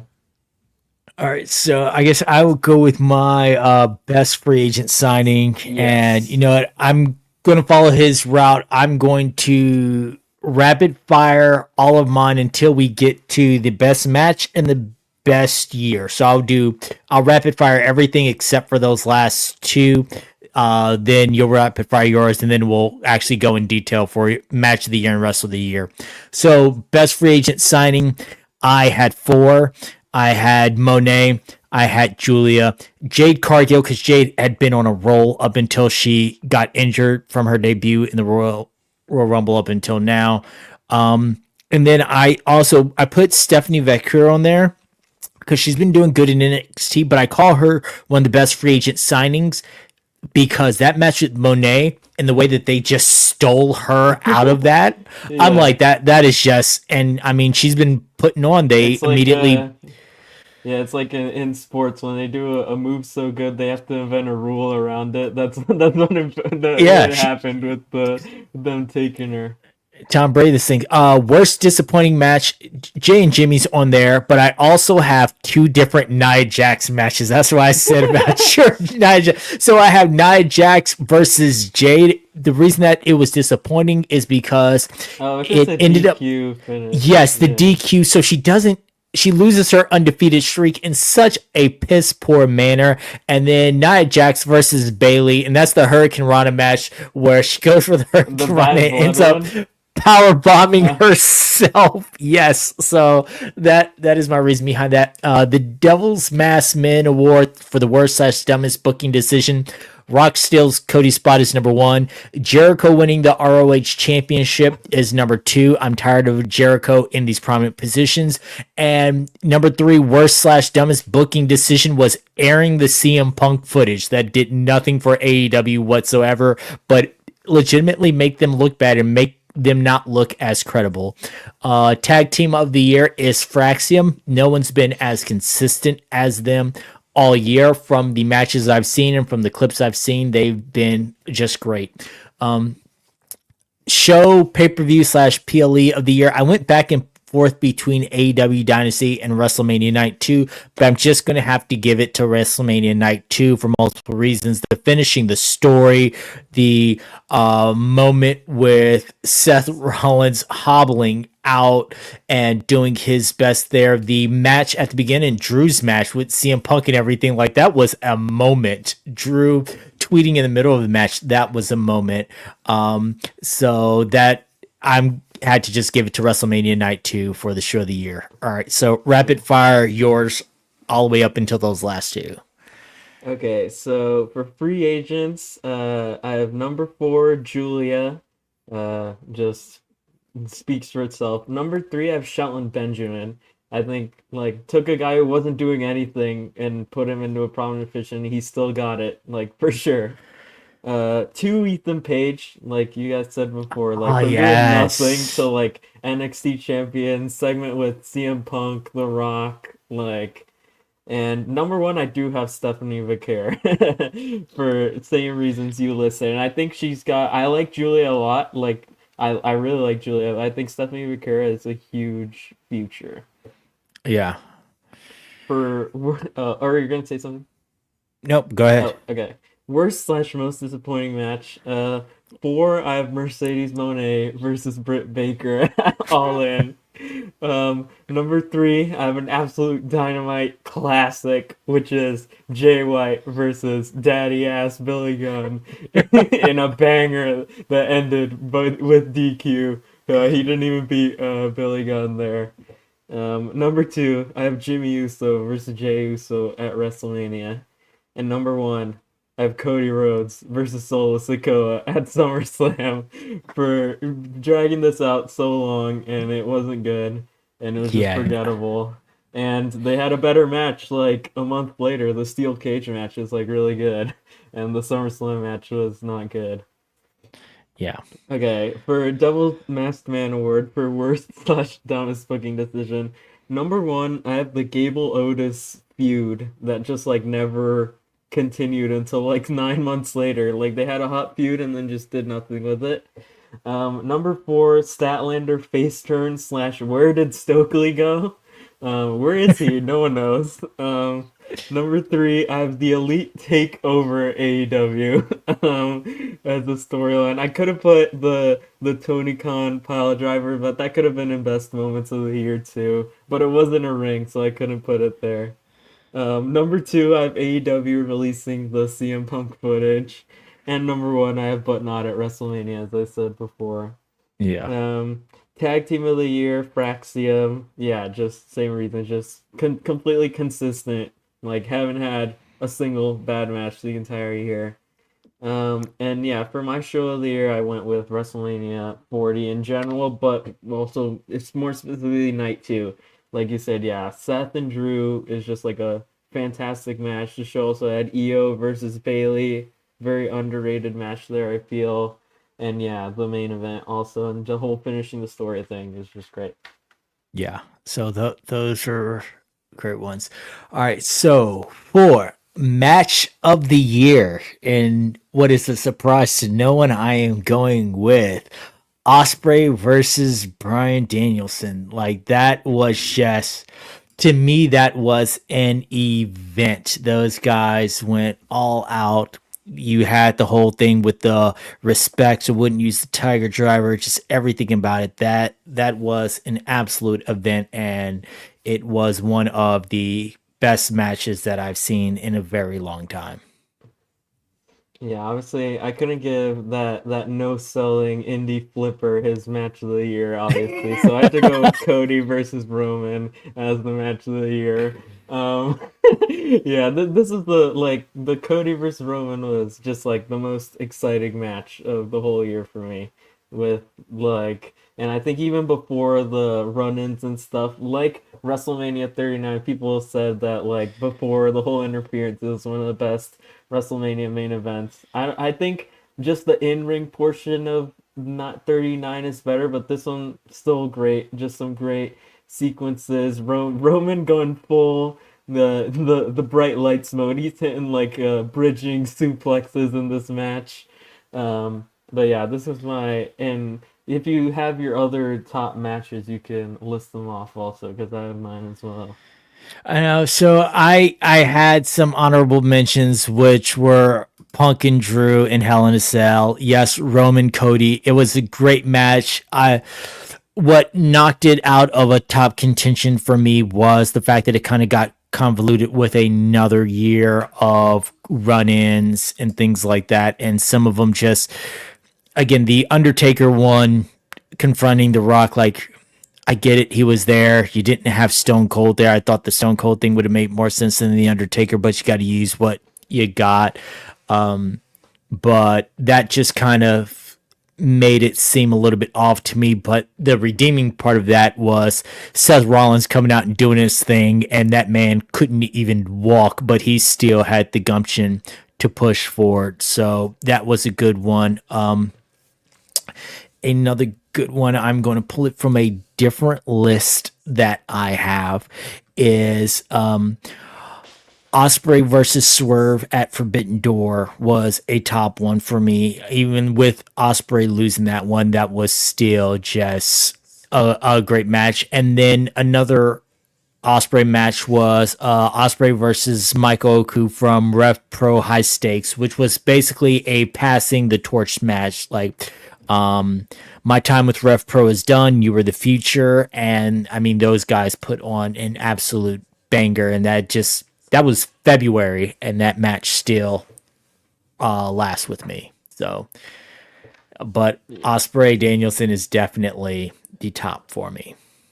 Yeah, so the other ones on my list would be Chris Statlander versus Willow, the street fight. Just like an amazing match. Like that one, I'd have to rewatch, but I'd probably go to like 5 stars for that one.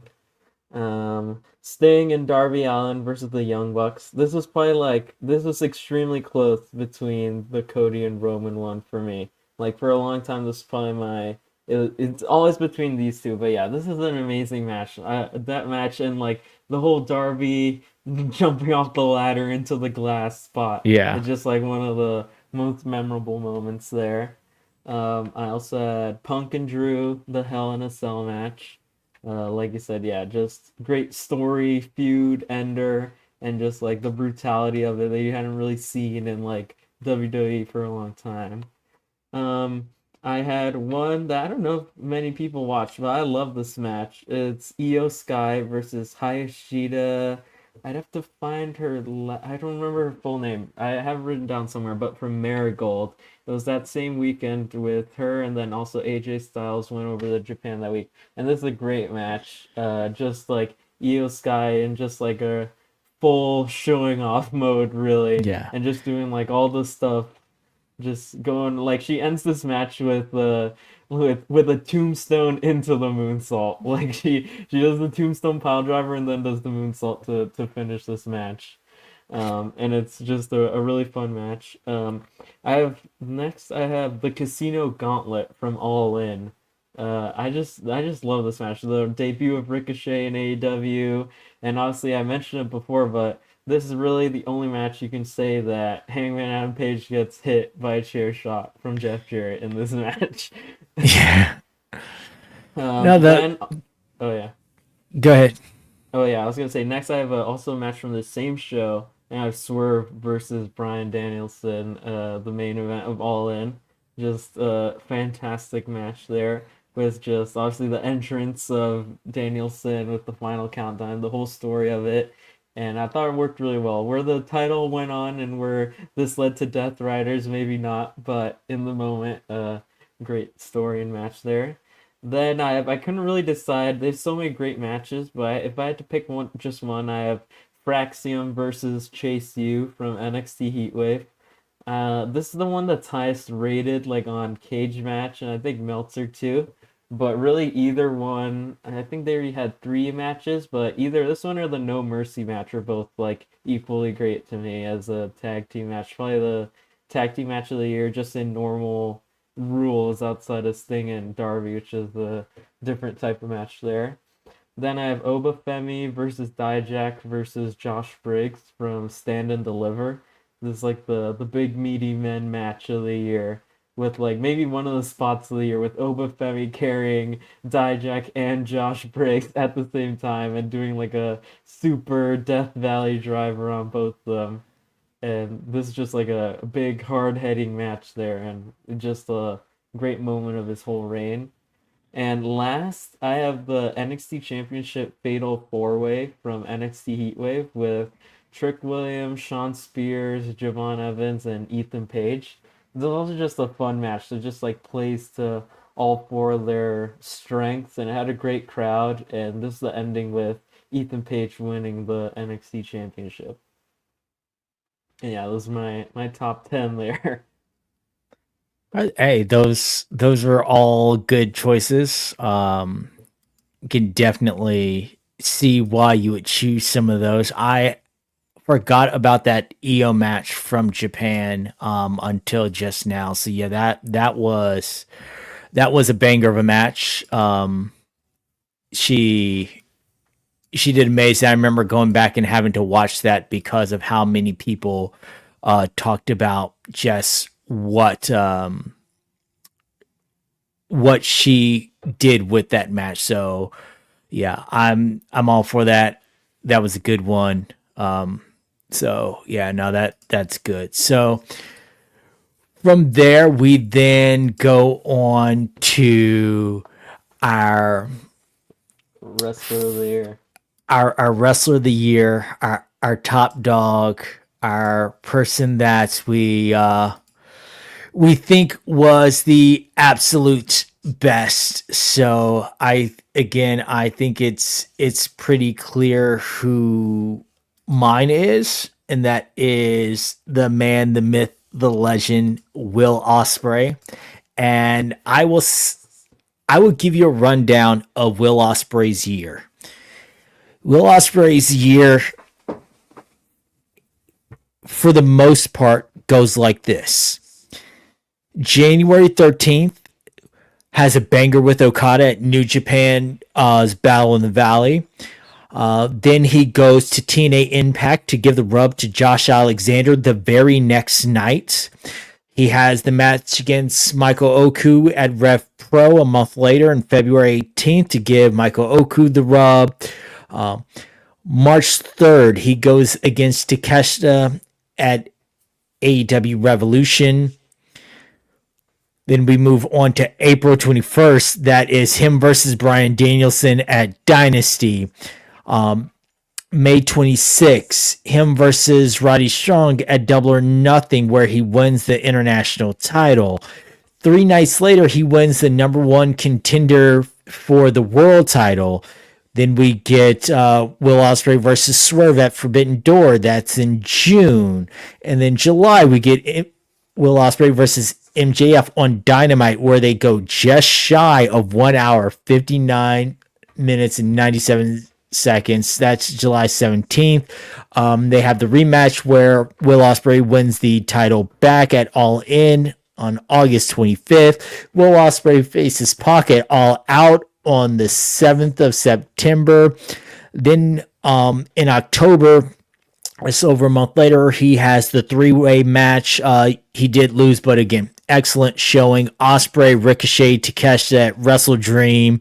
Then in November, Will Ospreay versus Kyle Fletcher in that Full Gear match. That was just an absolute banger.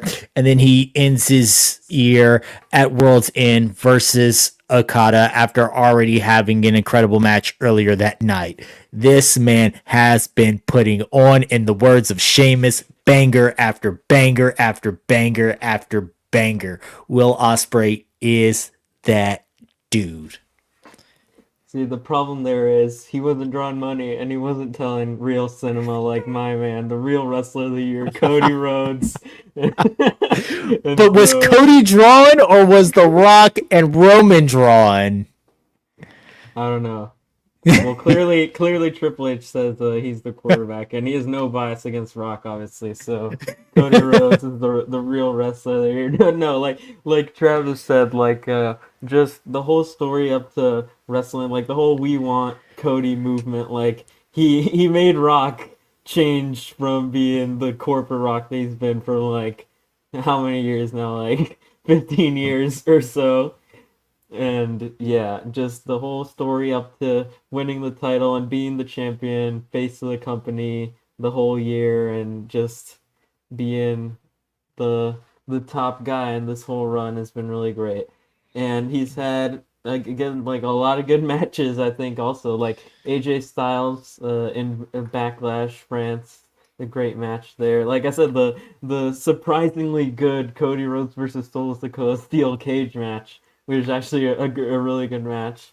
He had this just fell. The Kevin Owens feud has been really good with some good matches there. The But yeah, it was just one of those, like I said when I was talking about NXT, it's like when I get invested into the characters of specific wrestlers, that's what really makes me enjoy them more, and that's definitely the case with Cody Rhodes. Yeah, my only thing against Cody is I can't without a shadow of a doubt say that Cody is the building block behind a lot of that. You know, you mentioned, and I love Yeah, Cody. I Cody, think it relates a lot. Like, it has to do. I agree with also some of the picks that definitely bleed over from like 2023 in terms of like yeah. rides and stuff like that.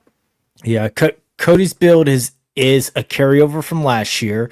A lot of those matches, again, the drawing money at WrestleMania, I think that has more to do with The Rock and the end of the bloodline. And I was yes, more so joking about that um, and calling Osprey a no-selling indie flipper. I don't think I really the believe that there. the backlash match was incredible, but again, it's AJ Styles. Like if you are not having good matches with AJ Styles, you are the problem.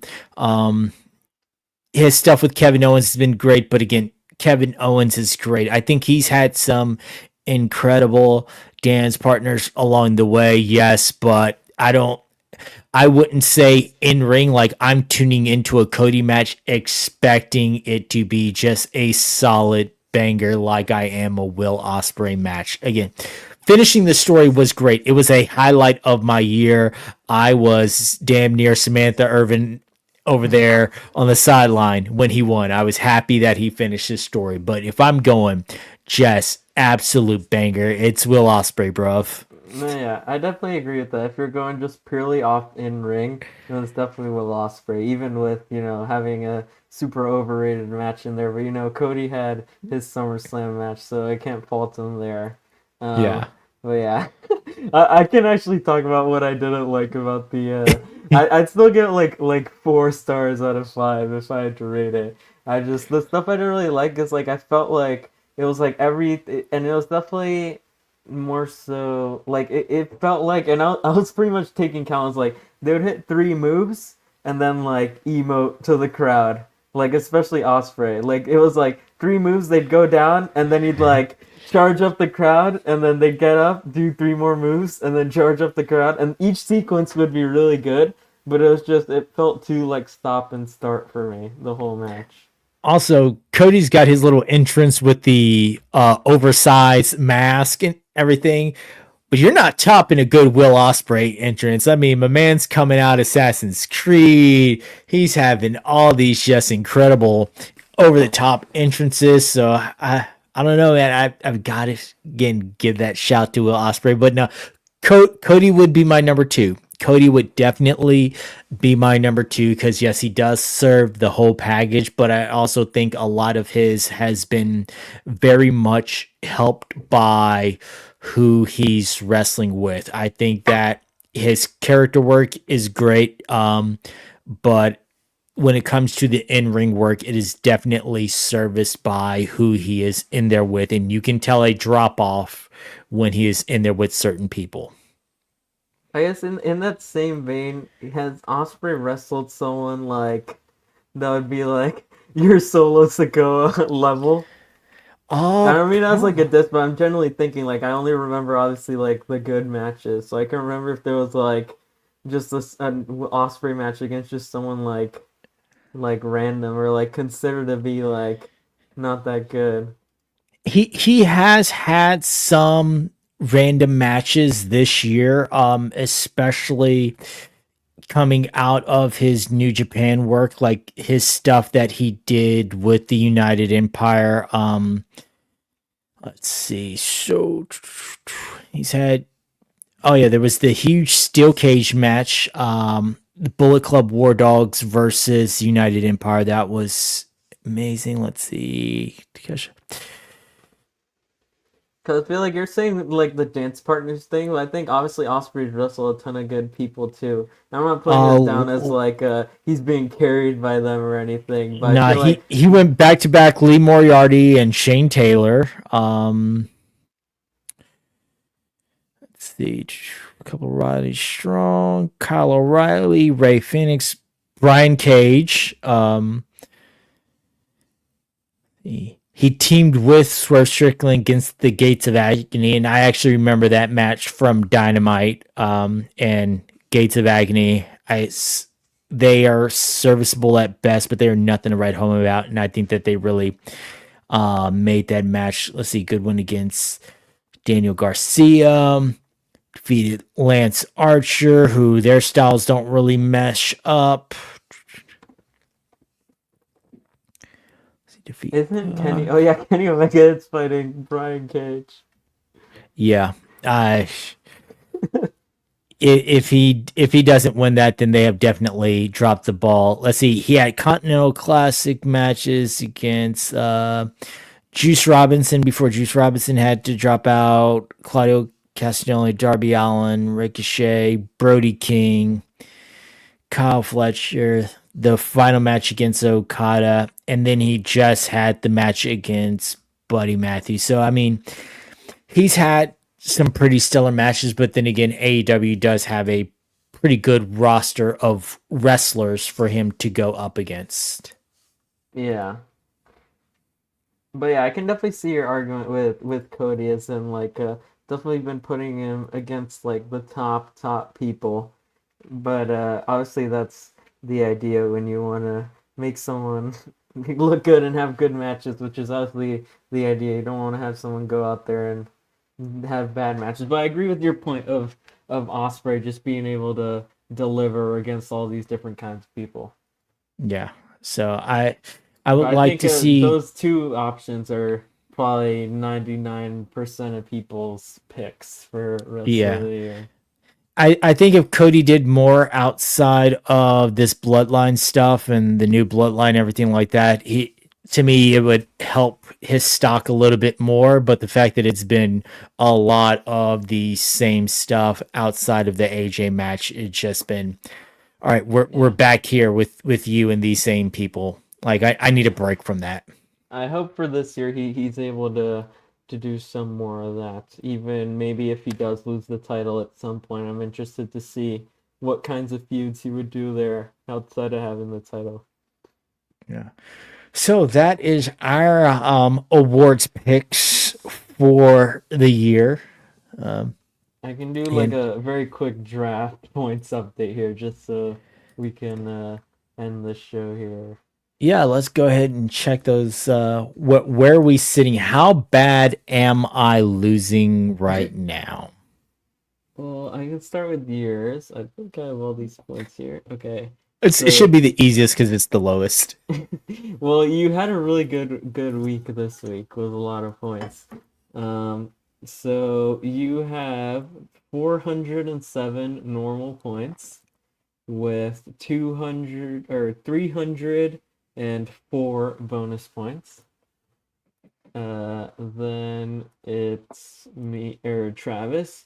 He has 519 normal points with 262 bonus points.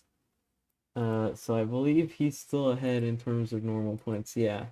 Then I have 467 normal points with 413 bonus points.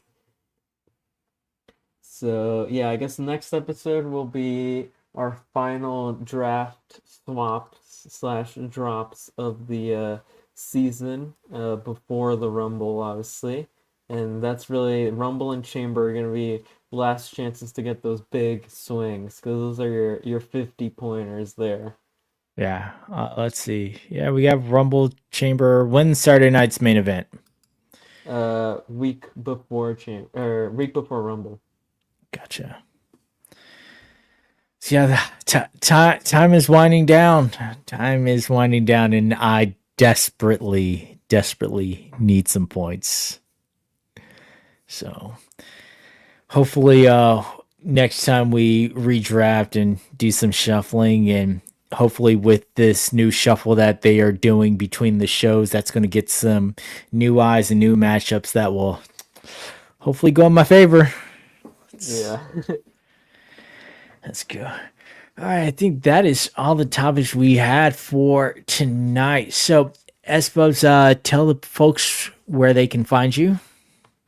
I'm usually just on Twitter at the SBubs, or really SBubs on any social media platform you can probably find me.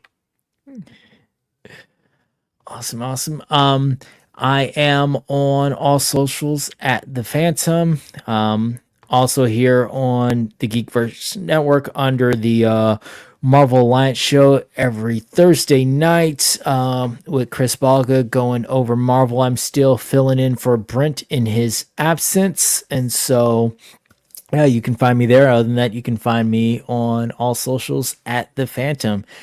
So I hope everyone has a great week. We've got a lot of exciting wrestling coming up, including the debut of Penta, hopefully, knock on wood, card subject to change, coming this Monday.